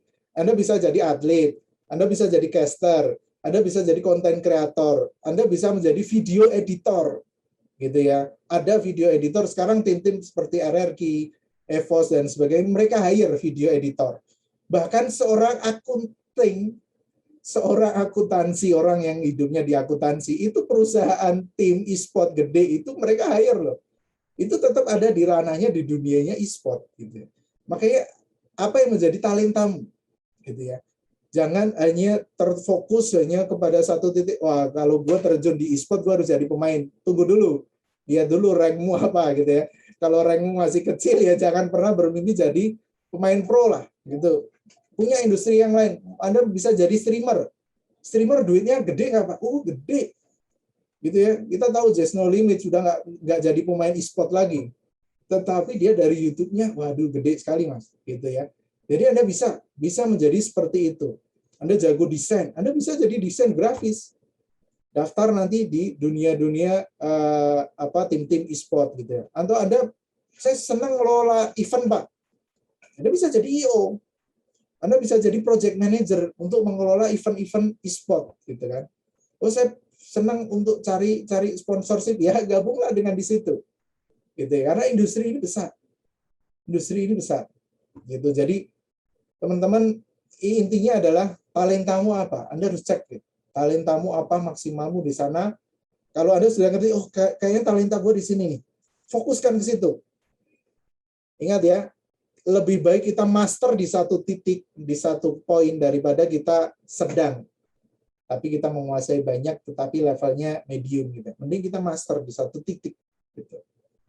Itu sih Mas. Jadi ada banyak sekali pilihan buat teman-teman, makanya saya encourage Anda jangan hanya tertutup kepada pemain e-sport aja. Kalau Anda punya wajah cantik, Anda bisa, dan mungkin yang ganteng-ganteng ya, Anda bisa jadi brand ambassador gitu ya. Bahkan mungkin Anda bisa jadi streamer pun juga laku kok. Walaupun mainnya biasa, tetapi Anda bisa menghibur. Tapi ingat ya, dalam koridor ya, saya selalu harus hati-hati kan. Karena banyak kan yang streamer tapi waduh pakaiannya gitu. Saya nggak menyarankan sih itu sih. Itu Mas, terima kasih. Oh ya, terima kasih Pak Niko atas jawabannya tadi. Nah, kemudian ini kita ada pertanyaan lagi Pak dari Kanavi, ini asalnya dari Purwokerto nih Pak. Pertanyaannya, untuk memulai di industri kreatif dalam hal ini seperti konten YouTube, apa yang perlu disiapkan dan materi konten ini apakah harus konsisten atau boleh nih Pak untuk campur-campur kayak gitu Pak? Ya, untuk starting point ketika kita ada di YouTube, konten apa yang kita mau buat? Ya kalau kita sedang membangun, pakailah senapan mesin gitu ya. Artinya kita tembak aja semua gitu, karena kita nggak ngerti kan. Dalam arti yang laku dari diri kita ini yang seperti apa, gitu kan? Kalau Anda sudah ngerti, lebih baik fokus kepada satu gitu ya. Misalkan Anda memang bermain jago, maka ambillah di ranah itu. Anda kenalkan diri Anda sebagai pemain jago gitu. Tetapi kalau Anda juga nggak jago-jago amat, ya Anda mungkin bisa main di fun, Anda hiburan, menghibur audience gitu. Tapi kalau Anda nggak pede live stream, ya kuasailah video editing, mengedit gitu ya. Anda buat video sendiri, Anda record sendiri, Anda edit, Anda mungkin isi suara dan sebagainya. Intinya sih kalau Anda mau sukses, coba lakukan, jangan pernah menyerah. Karena ketika Anda menyerah, itu adalah jaminan Anda tidak akan pernah sukses. Gagal sekali nggak apa-apa. Pak, untuk buat konten YouTube supaya YouTube kita berhasil itu butuh berapa waktu yang lama? Berapa lama waktunya untuk konten atau subscribe atau channel kita di YouTube ini bisa berhasil? Setiap channel ya masing-masing punya waktu. Mungkin ada yang 1 bulan bisa langsung boom gitu ya. Ada yang butuh waktu 3 bulan, ada yang butuh waktu setahun, ada butuh waktu mungkin lebih dari setahun. Bisa jadi. Nah, kita nggak tahu kan channel Anda nanti boomingnya atau terkenalnya di kriteria video yang mana dan kapan waktunya. Tetapi intinya saya mau encourage Anda adalah ketika Anda mengerjakan ini, Anda harus senang. Karena ini adalah pekerjaan yang menjadi hobi. Ketika Anda senang, Anda melakukan apa yang Anda suka, maka hasilnya akan maksimal. Dan ketika itu Anda tidak akan pernah menyerah, sekalipun yang nonton cuma 1, yang nonton cuma 5, yang nonton cuma 100, gitu, Anda tidak akan menyerah. Coba terus. Dan setiap Anda mencoba, Anda analisa. Anda share ke teman, bagus nggak ya videoku ya? Oh, videomu jelek, jangan sakit hati. Tapi itu sebagai cambukan, sebagai introspeksi. Oh, jeleknya di mana ya? Oh, kurang gini, kurang gitu. Oke, perbaiki, buat lagi. Share ke teman, ke keluarga, ke yang lain, share di sosial media, sharekan. Sehingga di situ kan kita dapat input gitu ya, dapat masukan. Dan semakin hari kita semakin perbaiki itu, semakin perbaiki. Dan nanti kan akan ketemu tuh titiknya, kita ini sebenarnya diharapkan di video yang mana sih yang audiens suka tuh. Nah, sehingga kita bisa fokus ke sana tuh. Gitu. Kalau Anda belum menemukan ya hajar aja semua video aja, buat semua kategori yang Anda suka, Anda buat, hajar aja. Jangan menyerah, coba terus. Kalau gagal gimana Pak? Coba lagi. Kalau belum berhasil gimana Pak? Coba lagi. Kapan? Nggak tahu. Coba terus. Karena kalau Anda berhenti mencoba, Anda tidak akan pernah berhasil. Prinsipnya itu. Oke, luar biasa jawabannya Pak Niko. Kalau nggak pernah mencoba, nggak bakal bisa tahu hasilnya ya Pak, seperti itu ya. Oh ya, kemudian nih ada pertanyaan lagi Pak, dari Anana Zulkurtubi ini, dari Kediri nih Pak. Pertanyaannya, untuk saat ini, apakah fokus ESI hanya di pengembangan pemain, ataukah dalam jangka waktu dekat ini juga bakal ada pengembangan untuk bidang lain Pak, seperti wasit, LO, dan sebagainya Pak? Ya, untuk wasit pasti kita juga ada konsen ke sana ya, karena kita di ESI juga ada bidang wasit dan pelatih juga. Jadi tidak hanya pemain, nanti kita juga akan siapkan untuk training kepelatihan dan training untuk wasit. Gitu. Karena kita tahu ya bahwa sekarang itu kan di sekolah-sekolah, karena ini masih pandemi ya, kalau di sekolah-sekolah itu kan mulai terbuka untuk ekstrakurikuler e-sport.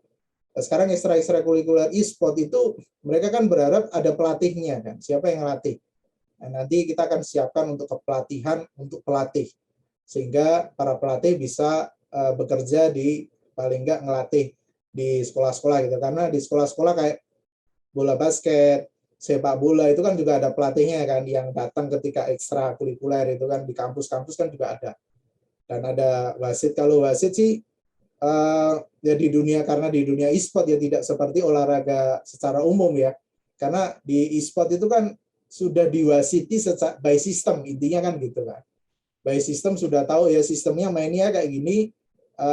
Wasit ya paling hanya mengontrol pertandingan dan mengurusi, mungkin lebih ke sebagai mungkin ketika ada debat antar pemain gitu harus diselesaikan, nah wasit berperannya di situ. Kalau in game sih biasanya hanya mengawasi saja, tidak sesulit ketika menjadi wasit misalkan bola basket, sepak bola, tidak sesulit itu. Tapi biasanya di in game itu wasit nyambung menjadi spektator, komentator gitu ya, bisa gabung di situ sih. Itu Mas. Oh, berarti seperti itu. Berarti akan ada pengembangan untuk bidang lainnya ya Pak, tidak hanya pemain seperti itu ya Pak Niko ya.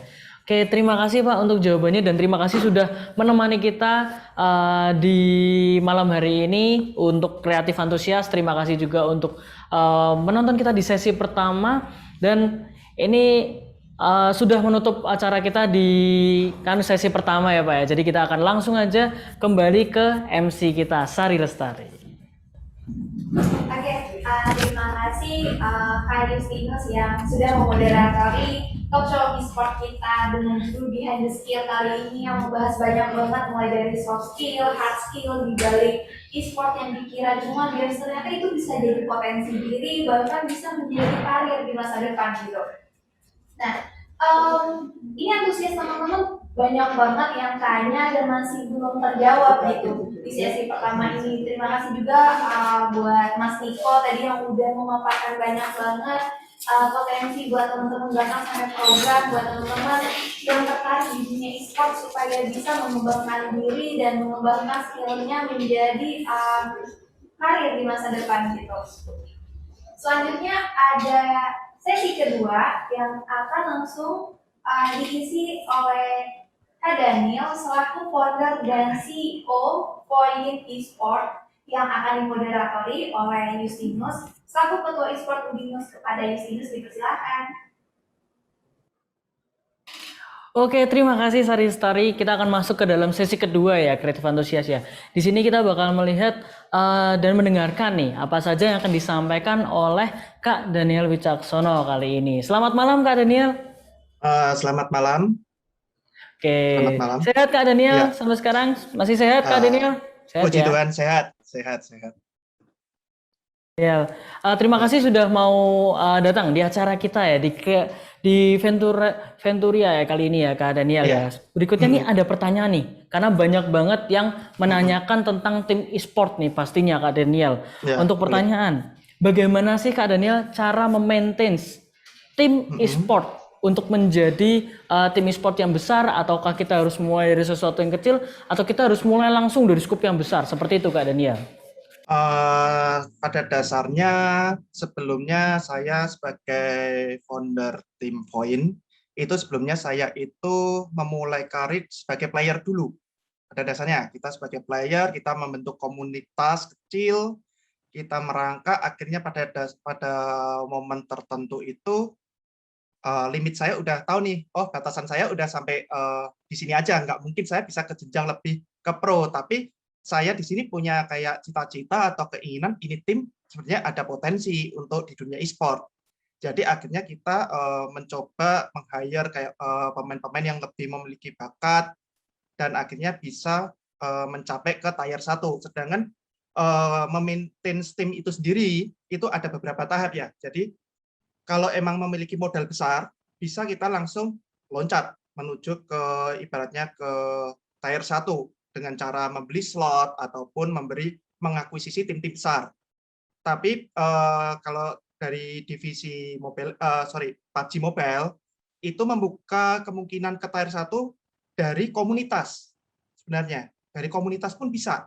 Dari komunitas terusan ikut ke kualifikasi menuju ke tier 1 yaitu PMPL. Itu kan ada kualifikasi PMNC atau PMCO, terus bisa masuk ke jenjang tier 1 yaitu PMPL. Sedangkan syarat menuju PMPL itu komunitas itu harus bernaungkan PT, itu aja sih sebenarnya. Nggak terlalu ribet lah istilahnya. Cuma sedangkan kalau memaintain-nya sendiri supaya tim ini biar lebih kuat, lebih ibaratnya stabil ya, itu kita harus memaintain dari keuangan, itu pasti. Karena syarat dari semua tim e-sport ataupun regulasi dari perlombaan di tier 1 itu mereka memberikan syarat yaitu gaji para player itu UMR. Sedangkan UMR-nya itu UMR Jakarta rata-rata yang diambil. Jadi tim e-sport yang memiliki cita-cita menjadi besar ya, itu harus memiliki keuangan yang sehat. Begitu. Kurang lebihnya seperti itu sih untuk memaintain dari segi tim, keuangan, manajemen harus jangan sampai besar-pasak daripada tiang pasti. Terus memanage anak-anaknya, para playernya. Nah, di sini para player itu biasanya kalau kita mengambil dari komunitas, wah kita ambil langsung masuk ke tier 1, biasanya ada namanya star syndrome. Jangan sampai para player itu mengalami star syndrome di sini. Karena kalau sudah mencapai kategori star syndrome, itu performa akan menjadi turun karena dia hanya mengikuti hype-nya dia. Aku udah jadi pemain pro nih. Jadi hanya aktif di sosmed, tapi skill-nya akan menurun. itu yang harus kita maintain dari awal. Walaupun kita posisi di tier 1 atau divisi utama, kita harus tetap merunduk. Jangan sampai kita tuh melihat ke atas terus. Karena kita harus ingat di mana kita berasal. Makanya Voin sendiri ini pribadi, kita berasaskan kekeluargaan. Jadi semua ibaratnya tim e-sport manapun lah, rata-rata ya, nggak usah Voin aja, itu akan memaintain dari komunitasnya. Karena kita tidak akan menutup kemungkinan bibit-bibit itu akan keluar dari komunitasnya. Ibaratnya kita punya tim tier 1, tapi kita harus tetap membina tim komunitas yang di bawah. Begitu sih untuk memaintain secara dari manajemen keuangan sampai player supaya bisa menjadi yang besar ya. Ada beberapa tahap gitu. Oke, berarti selain dia itu hanyalah sebagai pemain, tapi dia juga bisa mendapatkan gaji, bahkan juga bisa mendapatkan gaji UMR seperti itu ya. Adanya pemberdayaan untuk si pemainnya sendiri seperti itu ya, Ko Daniel ya. Ya betul. Jadi kalau tim udah tier 1 rata-rata itu gajinya UMR Jakarta semua. Rata-rata kalau udah masukin kayak Mobile Legends, kita bilang aja MDL. Free Fire, Mobile Legends MDL aja udah UMR Jakarta, itu divisi 2 ya MDL ya, belum MPL-nya. Sedangkan posisinya Free Fire yang FFML aja yang divisi 2-nya juga, itu juga UMR Jakarta kalau nggak salah. Karena semua dipusatkan mengikuti UMR Jakarta. Jadi e-sport ini perputaran perekonomian gede. Besar sekali perputaran perekonomian. Makanya di sini saya percaya kenapa e-sport ini bisa berkembang, karena apalagi pemerintah menyorot e-sport karena perputaran perekonomiannya di industri e-sport ini besar. Nggak hanya sebagai pro player atau player ataupun apapun, tapi segi kayak advertising atau apapun itu kan besar sekali kan. Dan kita sebagai penggiat e-sport ini kan memberikan sumbangsi seperti pajak untuk pemerintah dari situ. Oh, seperti itu ya, Ko Daniel ya. Bah, berikutnya nih, ada pertanyaan nih. Apa saja sih peran manajemen tim dan juga player e-sport nih ya? Kalau boleh sedikit bocorin sedikit Kak, di dalam Voin e-sport itu manajemen timnya seperti apa sih Kak? Bah, kayak gitu Kak. Manajemen tim itu sebenarnya kita ya seperti e-sport lain sih ya, dan pasti ada namanya CEO, manager, perusahaan head of manager ataupun tim media, terus kita punya tim editing, karena nggak mungkin dalam manajemen itu kita satu orang handle semua, pasti nggak bisa. Tapi mungkin masih bisa kayak satu orang multitasking, menghandle 2 kerjaan, itu masih bisa memungkinkan. Tapi biasanya sih rata-rata tim multimedia ada timnya sendiri, terus untuk tim marketing ada sendiri, ataupun seperti manager itu punya jobnya sendiri, itu untuk manajemen tim ya ibaratnya. Kalau player e-sport sendiri, mereka pada dasarnya tidak hanya berlatih ataupun bermain apa yang dia gelutin, kayak kita punya PUBG Mobile, ibaratnya tim kita. Mereka emang diwajibkan untuk berlatih, terus mengikuti latihan, scrim, turnamen, seperti itu. Tapi dia juga ada kegiatan kayak live streaming. Nah, karena dengan live streaming ini bisa membuat para player ini mendapatkan pendapatan tambahan atau sampingan. Nah, seperti itu sih. Jadi ibaratnya kita pun juga player e-sport ini kan rata-rata banyak yang underage ya, di bawah umur. Itu kita juga mengedukasi ke orang tuanya. Itu tugasnya manajemen tim. Kita mengedukasi ke orang tua, memberikan tahu bahwa e-sport ini pada dasarnya memiliki jenjang karir, bukan hanya serta-merta hanya bermain game saja. Dan sudah membuktikan dari para playernya Voin sendiri ini, dari player ini bisa membantu kehidupan keluarganya sekarang. Dari gaji yang dia dapat, itu bisa membantu. Dari sanalah baru orang tua terbuka, oh ternyata di sini anak-anak terjamin. Hidup di gaming house, dapat dari segi makanan dapat, terusan tempat tinggal dapat, secara layak ya kita bilang ya, dari makan, tempat tinggal, terus jam tidur juga kita kontrol, karena kan kita harus latihan siang hari kayak gitu-gitu. Jadi itu tugas manajemen tim untuk memanage player e-sport itu sendiri. Oh, seperti itu ya Kak Daniel ya. Terima kasih Iya. atas jawabannya. Berarti untuk pemain pun itu memiliki jenjang karir ya. Bisa dibilang jenjang karir yang cukup apa ya, baik lah ya untuk dunia e-sport zaman sekarang, apalagi itu merupakan jenjang karir yang sepertinya itu dicari oleh banyak pemain yang ada di luar sana. Seperti itu ya Kak Daniel ya. Betul, jenjang karir itu sendiri pun juga tidak bisa kita menjamin jenjangnya panjang. Semua tergantung dari para player itu sendiri. Mereka bisa konsisten ataupun mereka memiliki titik jenuh yang cepat.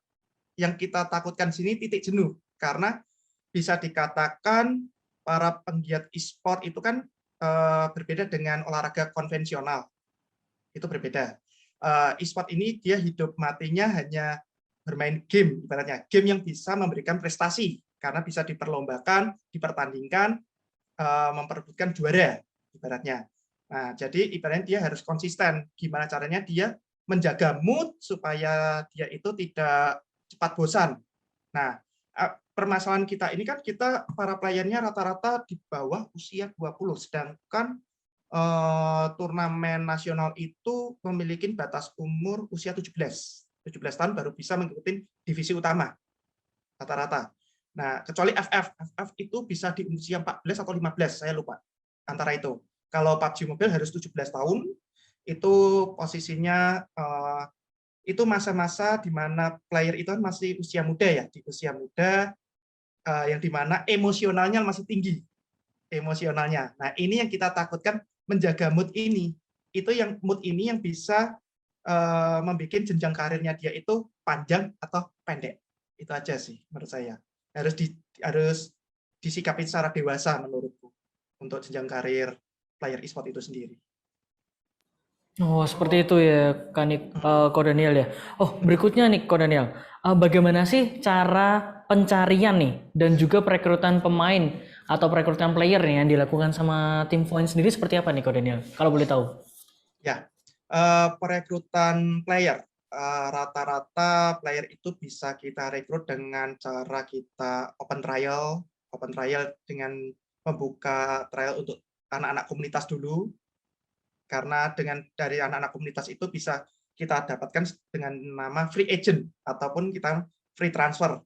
Kita tidak mengeluarkan biaya 1 peser pun karena kita mengambil dari komunitas yang dimana notabene mereka tidak terikat dengan kontrak dengan salah satu tim e-sport manapun.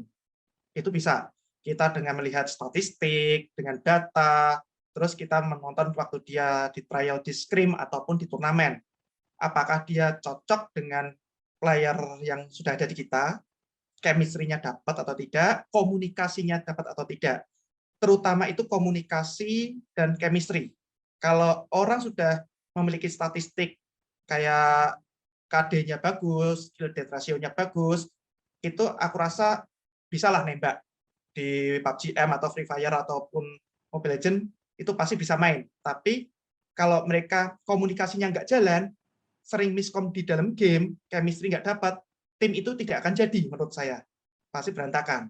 Itu kalau kita mendapatkan dari komunitas, dalam arti kita dengan free transfer. Dan yang pasti kalau dari free transfer atau komunitas itu, star syndrome. Itu kita harus menekan star syndrome itu sejak dini. Itu yang kita takutkan. Karena ibaratnya, wah aku dipilih nih sama Voin, main di PMPL atau apa. Kalau mentalnya nggak kuat, dia star syndrome, di saat sudah ketemu tim besar, sekali dia kena tusun atau apapun, itu akan drop. Biasanya. Susah untuk naik. Nah, sedangkan aduh nanti ya orang Manado. Sorry, ada suara bocor.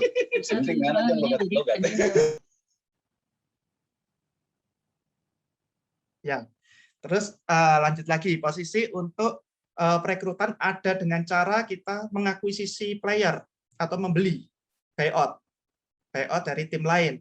Itu juga sama, kita melihat dari statistik atau apapun, itu sudah standarnya, formalitasnya itu dengan cara melihat statistik.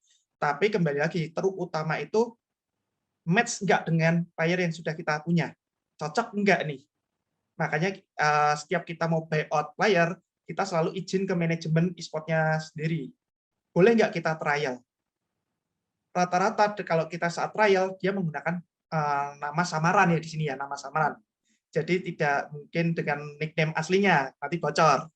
Nah, jadi biasanya seperti itu. Seperti pemain saya dari Void ini pun kan kita ada 2 player yang dibeli sama tim. Satu ke RRQ, satu ke Lifescape. Dua-duanya udah di-announce sih. Si Asa itu dibeli sama RRQ, Lifescape dibeli sama, Maybe dibeli sama Lifescape. Nah, itu dua-duanya di buyout.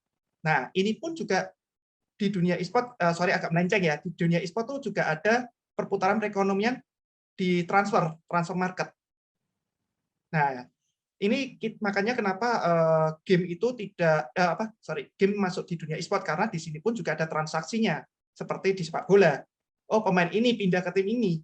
Kalau selama pemain ini ada terikat kontrak, nggak bisa seenaknya dia pindah. Itu harus ada persetujuan dengan biaya transfer ataupun kita kasih free, tapi dengan ada deal-dealan.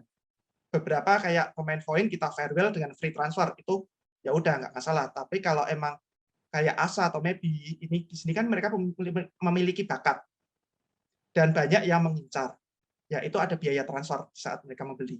Seperti itu. Terus kalau kemarin kita meng-hire 2 player itu, X dari tim Oxiris dan satunya dari Siren, itu kita mendapatkan dengan free transfer karena mereka tidak terikat kontrak dengan tim manajemen sebelumnya. Seperti itu. Oh, berarti seperti itu ya, Kak Daniel ya. Kalau boleh tahu nih, Kak Daniel, kan tadi membahas tentang beberapa transfer, itu kan mungkin bisa jadi salah satu yang bisa dibicarakan sebagai pendapatan nih, Kak Daniel. Kalau boleh tahu nih, Kak Daniel, dari mana aja sih pendapatan tim e-sport dan juga apa aja sih, Kak Daniel, pengeluaran yang dikeluarkan oleh tim e-sport? Seperti itu, Kak Daniel, kalau boleh tahu. Oke. Pendapatan e-sport itu bisa didapatkan dari sponsorship, itu utama, sponsorship. Kedua, dari media. Makanya kita bilang tim e-sport itu seperti halnya stasiun televisi, kalau menurut saya ya. Menurut saya seperti stasiun televisi. Karena kita juga, walaupun kita sebagai olahraga, kita juga menyajikan entertain di sini.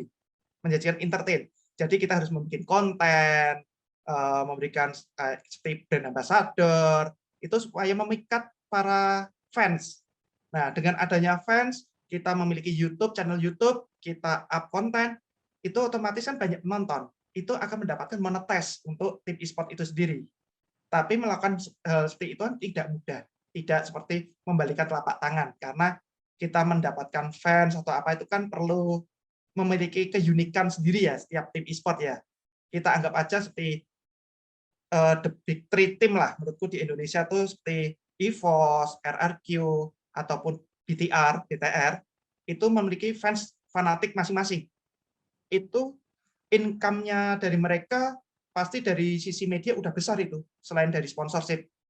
Karena masing-masing player pun mereka juga streaming. Player streaming, income dapat, manajemen juga dapat potongan persenan dari income-nya player.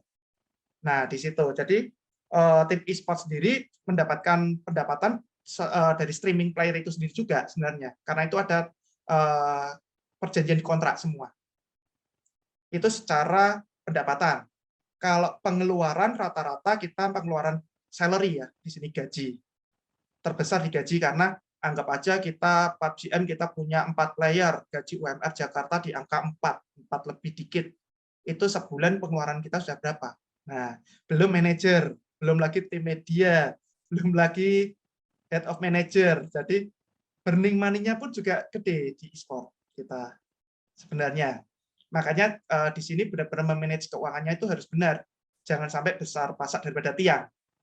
Seperti itu sih.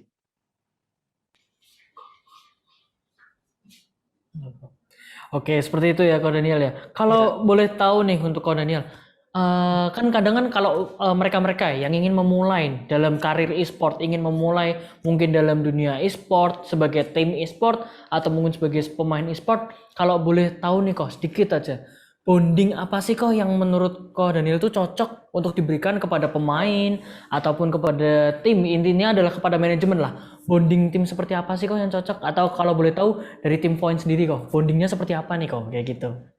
Ini yang dimaksud bonding antara manajemen sama player atau bonding antar player ke player? Bonding antar player ke player ataupun player ke manajemen juga seperti itu kok, kalau misalnya boleh tahu. Oke, jadi kalau dari sini Voin itu kan berasaskan kekeluargaan. Dari saya pribadi pun saya dengan tim komunitas yang bukan tim tier 1, saya dekat karena saya selalu masuk di semua WhatsApp grup komunitas. Saya ada di sana semua. Jadi saya dari atas sampai bawah saya memantau semua.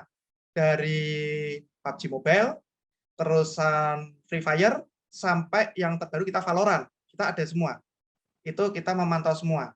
Nah, di sini bondingnya yang kita kasih kalau dari sisi manajemen ke player ya, itu kita harus seperti kekeluargaan, kita mengayomi. Selama kita bisa memperhatikan kebutuhan player, kebutuhan utama ya, terus kita mengerti sisi keluh kesahnya player, aku rasa player itu akan merasa nyaman dan akan memberikan rasa loyal, rasa setia. Pada dasarnya kayak kemarin kita buka-bukaan aja di sini, IGL-nya Voin Depths, itu udah ditawar sama salah satu tim di PMPL. Itu saya kembalikan ke pihak Depths. Kamu mau stay atau kamu mau pindah? Itu semua di kamu. Jawabannya menarik bagi saya. Saya belum memberikan prestasi ke Voin, saya akan stay di sini. Nah, itu kembali lagi, karena menurut Depths dia sungkan sama saya, karena di saat Voin itu degradasi dari PMPL Season 2, nggak lolos ke PMPL Season 3, kita memulai lagi PMCO, saya tetap mempertahankan mereka. Dan salary pun tidak ada pengurangan atau apapun, tetap lanjut. Di sanalah mereka merasa kayak bersama keluarga. Akhirnya mereka nyaman, bondingnya dapat, dan mereka memberikan terbaik di saat PMCO. Karena kita katakan PMCO kemarin itu lebih berat daripada PMNC yang barusan, yang dimana EVOS nggak lolos. Itu PMCO yang waktu Voin bermain itu diambil hanya 4 besar. Posisi yang PMNC kemarin 9 besar. Jadi chance untuk balik ke PMPL itu lebih besar waktu PMNC kemarin. Nah, disitulah makanya saya memberikan kredit lebih ke anak-anak yang kemarin bertahan. Ya ini, mungkin feedback-nya kalau bonding kita bisa mengayomi mereka secara keluargaan. Dan rata-rata komunitas saya sendiri pun banyak yang bertahan.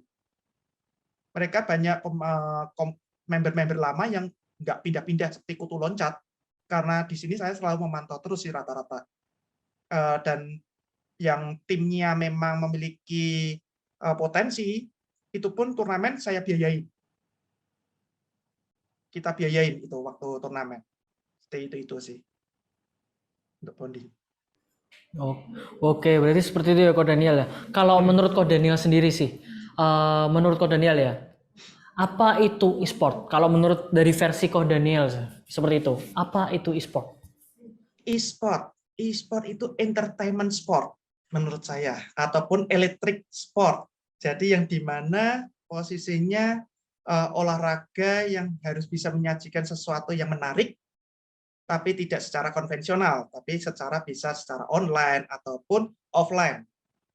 Walaupun kita di saat pandemi ini pun posisi kita tidak bisa secara offline, kita harus bisa menampilkan secara online secara menarik,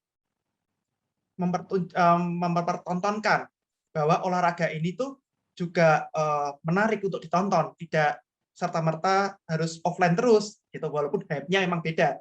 Kalau di offline kita pasti otomatis lah ada hype kayak animo tersendiri. Sedangkan kalau tantangan semua penyelenggara turnamen, kalau secara online itu ada nggak ya penontonnya nanti? Hype-nya dapat nggak ya? Tapi aku rasa seperti MPL, PMPL, atau Free Fire sudah sukses menyelenggarakan turnamen secara online. Walaupun Free Fire kemarin masih bisa offline, MPL juga bisa offline, tapi tanpa penonton. Rata-rata tanpa penonton.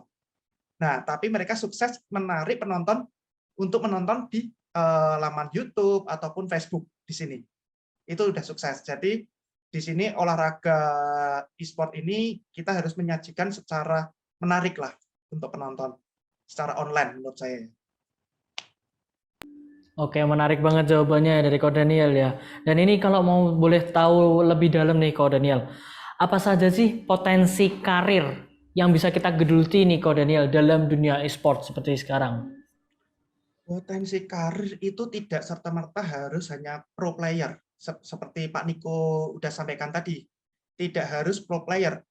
E-sport ini banyak sekali karirnya.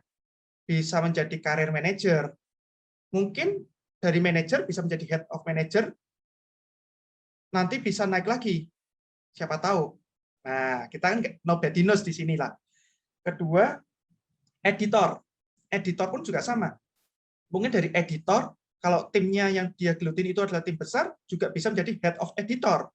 Karena dari dia membuat konten, dia harus melalui persetujuan dari head of editor. Boleh nggak ini saya upload? Boleh nggak ini saya tampilkan? Nah, kalau dari segi brand ambassador, itu juga bisa memiliki paras yang menarik lah. Kita nggak ngomong harus cantik ya, karena menarik itu tidak harus cantik, tapi bisa memiliki sesuatu yang unik. Unik itu juga menarik menurut saya. Ibarat kata seperti tim Dewa United itu bagus, dia memiliki kayak talent-talentnya tidak harus serta-merta harus cantik. Orang yang difabel pun juga bisa ditarik untuk menjadikan BA selama dia memiliki talenta. Walaupun dia tidak bisa setara dengan pro player, tapi dia memiliki talenta, dia banyak orang yang suka, kita bisa mengangkat dia menjadi brand ambassador ataupun talent streaming seperti itu. Jadi tidak harus serta-merta talent itu harus cantik atau menarik atau tidak harus cantik atau tampan, tapi harus menarik lebih tepatnya. Menarik ke penonton, bisa menghibur penonton. Seperti itu sih menurut saya kalau untuk jenjang karir ya, selain dari pro player sendiri. Oke, terima kasih jawabannya Ko Daniel. Dan ini ada lagi nih Ko Daniel, pertanyaan menurut saya ini pertanyaan yang bisa dikatakan banyak banget tim e-sport lokal itu yang merasakan hal seperti ini nih Ko Daniel. Kalau boleh tahu Ko Daniel, beberapa rata-rata itu tim ada yang pecah ketika IGL-nya diambil oleh tim besar. Lah, menurut Ko Daniel sendiri, saran untuk para pemain yang ditinggalkan atau untuk kepada semua pemain nih ketika IGL kalian diambil tuh saran untuk mereka sebagai pemain itu apa nih Ko Daniel kalau boleh tahu? Saran saya kalau in-game leader itu diambil biasanya dalam satu tim walaupun ada in-game leader biasanya ada namanya second leader atau co-leader lah, co-leader biasanya ada yang dimana posisinya dia sering bertukar pikiran dengan in-game leader, kayak rotasi ataupun kalau di Mobile Legends itu seperti metanya seperti apa, dia sering bertanya jawab. Walaupun sama satu tim iya, tapi biasanya ada intens dengan satu orang ataupun ibaratnya bahasa kasarnya itu orang yang sering ajak debat. Nah, kalau orang di posisi ini ada jiwa co-leadernya itu ada, itu bisa kita push untuk dia naik menjadi in-game leader. Karena dia kan otomatis sudah pernah punya pengalaman dari leader pertama. Dicoba dulu. Dicoba dulu, kita tarik pemain yang bukan in-game leader. Karena yang kita takutkan kalau ada posisinya co-leader ini udah ditinggal IGL yang lama, kita tarik IGL baru, waktu masuk itu bentrok kita takutnya. Karena nggak cocok nih, karena gaya meta tim kita dulu nggak seperti ini. Karena beda IGL, beda gameplay, beda meta, itu pasti. Nah, jadi kita harus kasih kesempatan dulu dari tim yang lama, siapa yang mau mencoba ambil take lead. Kalau tidak ada yang mau, ya udah, kalau nggak ada yang mau, kita datangkan in-game leader baru ya. Tapi syaratnya otomatis role atau gaya permainan kalian akan berubah. Kalau sampai berubah, kalian harus adaptasi. Karena nggak mungkin in-game leader itu ngikutin gaya permainan kalian. Pasti akan kacau. Karena IGL itu rata-rata orang yang memiliki idealis, menurut saya. Memiliki idealis, memiliki keinginan sendiri. Dan dia harus, tapi dia bertanggung jawab kepada anak-anaknya di sini. Seperti itu sih. Oke, baik. Berarti bisa dikatakan setiap tim itu harus punya co-leader atau second leader ya, untuk bisa membantu atau bertukar pikiran dengan leader sendiri. Seperti itu ya, Ko Daniel ya. Iya. Dan ini kita ada pertanyaan nih, Ko Daniel, dari teman-teman kita dari yang sedang menonton kita nih. Dari Arif Widiarto nih, dari Jepara nih, Ko.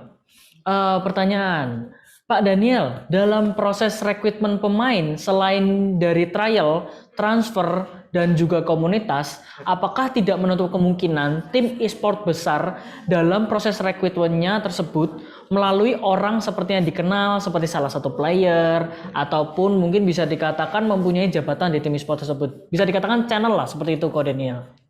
Oh, itu pasti ada. Kejadian seperti ada. Karena di dunia manapun, orang sukses itu hanya posisinya berdoa, tekun, rajin, orang dalam. Itu pasti. Ini udah rahasia umum, orang dalam.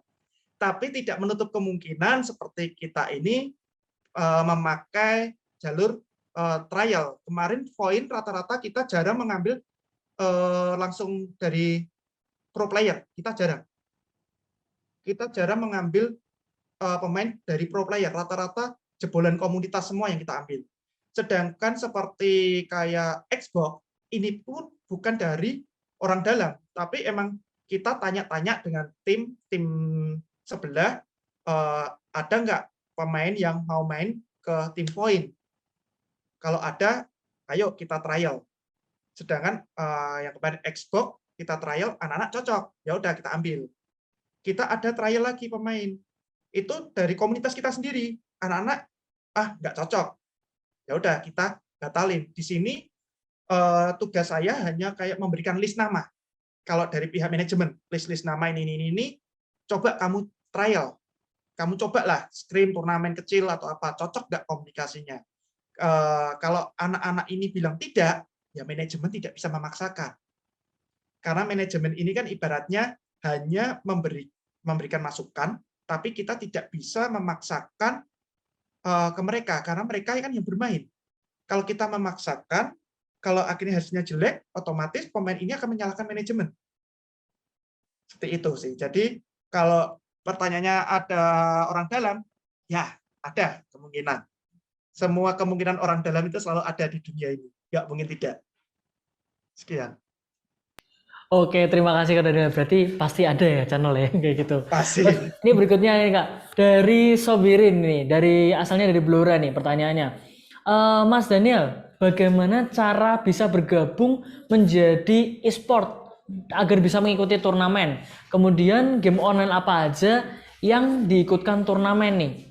Bisa dari skala nasional atau mungkin ada selain dari PMPL yang diikuti sama teman-teman Voin seperti itu, Ko Daniel, kalau boleh tahu. Ya, untuk bergabung dengan e-sport itu bisa dimulai dari mengikuti komunitas-komunitas lokal dulu, itu bisa. Karena kita pun juga mendukung adanya komunitas lokal. Tidak ada komunitas lokal, dunia e-sport ini nggak jalan. Menurut saya, karena dari komunitas lokal ini, mereka mengikuti turnamen-turnamen lokal, itu bisa mengeluarkan bibit-bibit baru. Karena kita tidak mungkin sebuah tim besar bisa merangkul sampai player-player yang di pelosok-pelosok. Kan kita susah juga untuk mencarinya. Nah, biasanya itu akan keluar di saat ada komunitas-komunitas lokal. Dia mengikuti ajang yang seperti sekarang ini, berjalan PCC di PUBG M. Itu kan PUBG Mobile komunitas kan, PCC. Itu tidak boleh ada non-pro player di sana. Jadi murni komunitas. Nah, itu biasanya tim-tim besar dari kita itu udah mulai melirik nih, ikut nonton. Wah, siapa yang menonjol nih? Biasanya kalau udah ada menonjol, dimention. Dilihat lagi di turnamen-turnamen berikutnya. Kalau dia masih konsisten, artinya dia menang itu bukan keberuntungan, bukan hoki. Nah, itu bisa direkrut next-nya. Jadi, jangan minder. Wah, saya dari tim kecil, gini-gini. Ya jangan. Voin itu dulu juga tim kecil. Lebih tepatnya, saya sendiri pun dari Purwodadi, kota kecil. Lebih kecil dari Semarang, ibaratnya. Akhirnya kita ketemu dengan player dari Bandung, dari mana. Akhirnya terbentuklah Voin seperti sekarang. Itu pun juga kita menuju ke tier 1 itu dalam waktu 1,5 tahun waktu itu kalau nggak salah. Dan sekarang Voin udah 3 tahun jalan. Ibaratnya chat itu untuk e-sportnya ya, untuk masuk ya, bagaimana cara bergabung. Untuk game online apa aja rata-rata ya paling besar sih menurut saya untuk market masih Free Fire ya. Free Fire itu bisa. Terus Mobile Legends dan PUBG Mobile. Terus masih ada lagi PES. Banyak kok game yang bisa dipertandingkan. Selama game itu bisa memberikan prestasi atau perlombaan, itu bisa dimasukkan kategori e-sport, menurut saya. Entah itu seperti Formula One di PS, ataupun MotoGP di PS, atau di PC, ataupun Tekken, itu kan bisa diperlombakan semua. Yang tidak bisa diperlombakan mungkin seperti Ragnarok. Nah, itu game murni, game hiburan. Ragnarok, terus game-game RPG, itu susah untuk diperlombakan menurut saya. Oke, terima kasih Ko Daniel dan juga semua informasinya semoga bermanfaat untuk para kreatif antusias kita di malam hari ini ya. Dan terima kasih Ko Daniel sudah menemani kita di sesi kedua malam hari ini. Terima kasih. Masih ada pertanyaan ternyata Ko Daniel nih. Kalau boleh tahu nih Ko Daniel, saran. Wah, tadi sama ditutup dengan dari Pak Niko, saran untuk para orang tua. Apa nih Ko Daniel? Saran untuk orang tua yang kira-kira ini seperti teman-teman dari Voin, ini kan mereka kan orang tua pasti melepas mereka untuk ke GH seperti itu. Lah, saran untuk para orang tua nih apa nih Ko Daniel kalau boleh tahu? Oke, orang tua kita harus menjelaskan ke orang tua itu dengan gamblang ya, harus terbuka. E-sport ini apa sih? Karena saya sendiri pun dulu juga struggle. Saya menggeluti e-sport ini juga tidak ditentang dengan keluarga saja. Istri saya aja menentang, ibaratnya menggeluti e-sport ini. Akhirnya pelan-pelan perlu pembuktian bahwa e-sport ini bukan hanya kita bermain game, seperti Pak Niko bicarakan. Ini tuh ada prestasinya, ada jenjangnya, dan ada segi bisnisnya. Kalau kita sebagai pemilik e-sport ya, ada segi bisnis di sini. Nah, itu kita harus menjelaskan ke orang tua. Makanya kita sebenarnya perlu edukasi mulai dari sekolahan juga. Beberapa sekolahan ini kan juga sudah mulai ada ekstrakurikuler di e-sport ya, kalau nggak salah ya. Di sekolah-sekolah tertentu itu sudah memulailah ada ekstrakurikuler. Kayak waktu dulu saya pernah dengar CS, Counter Strike, itu pernah ada di ekstrakurikuler. Nah, itu harus mulai dijelaskan di sekolahan. Dari pihak sekolahan pun juga menjelaskan orang tua bahwa emang e-sport ini salah satu cabang olahraga. Seperti itu. Ketiga, dari anak sendiri ini pun juga harus menjelaskan ke orang tua dengan sopan, dengan baik. Bukannya orang tuanya itu diajak berantem. Ya, aku mau main e-sport gini-gini. Kalau diajak berantem, orang tua pasti akan menentang. Tapi kalau dibuktikan, semuanya ditentang nih, anaknya memberikan juara, terus terkenal, otomatis orang tua juga akan bangga kok. Oh, ternyata anakku bisa sukses di sini. Pasti akan disupport juga nantinya. Tapi tidak menutup kemungkinan ada orang tua yang memiliki idealisme yang tinggi. Ya, kamu mau sukses di game pun, ataupun di e-sport ini pun, ya orang tua tetap gak suka. Karena orang tua maunya kamu jadi PNS atau apapun itulah. Karena itu idealis. Kalau udah idealis, kita udah nggak bisa apa-apa. Tapi tidak ada salahnya tetap menjelaskan secara pelan-pelan. Pelan-pelan, terbuka, sopan. Ke orang tua tuh harus sopan sih menurut saya. Penjelasan. Oke, terima kasih Ko Daniel. Berarti antara orang tua dan anak itu harus memiliki hubungan dan kedekatan agar mereka saling menghormati keputusan masing-masing. Seperti itu ya Ko Daniel ya. Betul. Oke, terima kasih atas sudah ditemani di sesi kedua di Venturia malam hari ini Ko Daniel. Dan untuk para kreatif antusias, terima kasih sudah menyaksikan dan juga mendengarkan talk show yang sudah dibawakan oleh Ko Daniel di malam hari ini. Dan langsung saja aku kembalikan ke MC Sari Lestari, silahkan. Oke, terima kasih kepada para speaker hari ini, kepada Mas Iko sebagai Sekretaris Umum ESI Jateng, kepada Kak Daniel selaku founder dan CEO Point Esport, dan kepada moderator kita yaitu Justinus yang malam hari ini sudah sharing banyak hal banget tentang e-sport, mulai dari bagaimana memanajemen tim sampai bagaimana membuat si e-sport ini tidak menjadi game tapi menjadi karir di masa depan. Untuk teman-teman juga yang sangat antusias dengan banyak pertanyaannya, terima kasih banyak. Untuk teman-teman yang belum terjawab pertanyaannya, jangan kecewa. Masih ada sesi selanjutnya nanti di Venturia Fest di hari kedua, walaupun dengan sesi berbeda, tapi sama menariknya untuk teman-teman ikuti.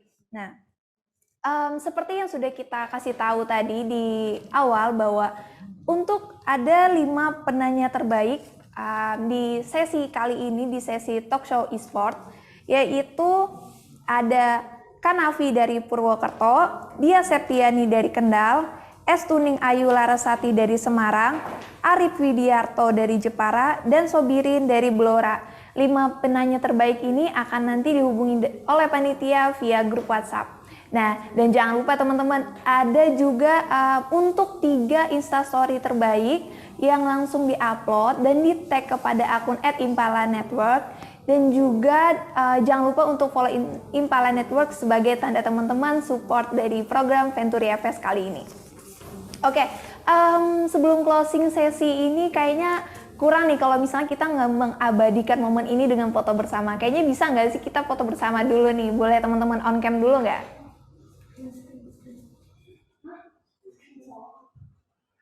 Oke, sudah on cam semua? Oke, sudah ya. 1, 2, 3. Sekali lagi. 1, 2, 3. Oke, terima kasih kepada speaker hari ini yang sudah mengisi talkshow e-sport. Sekali lagi saya ucapkan terima kasih mewakili dari Impala Network kepada Kak Niko, Kak Daniel, dan moderator kita Kak Justinus. Terima kasih semuanya. Terima kasih untuk semua peserta dari talkshow e-sport. Sampai jumpa di Venturia Fest hari kedua.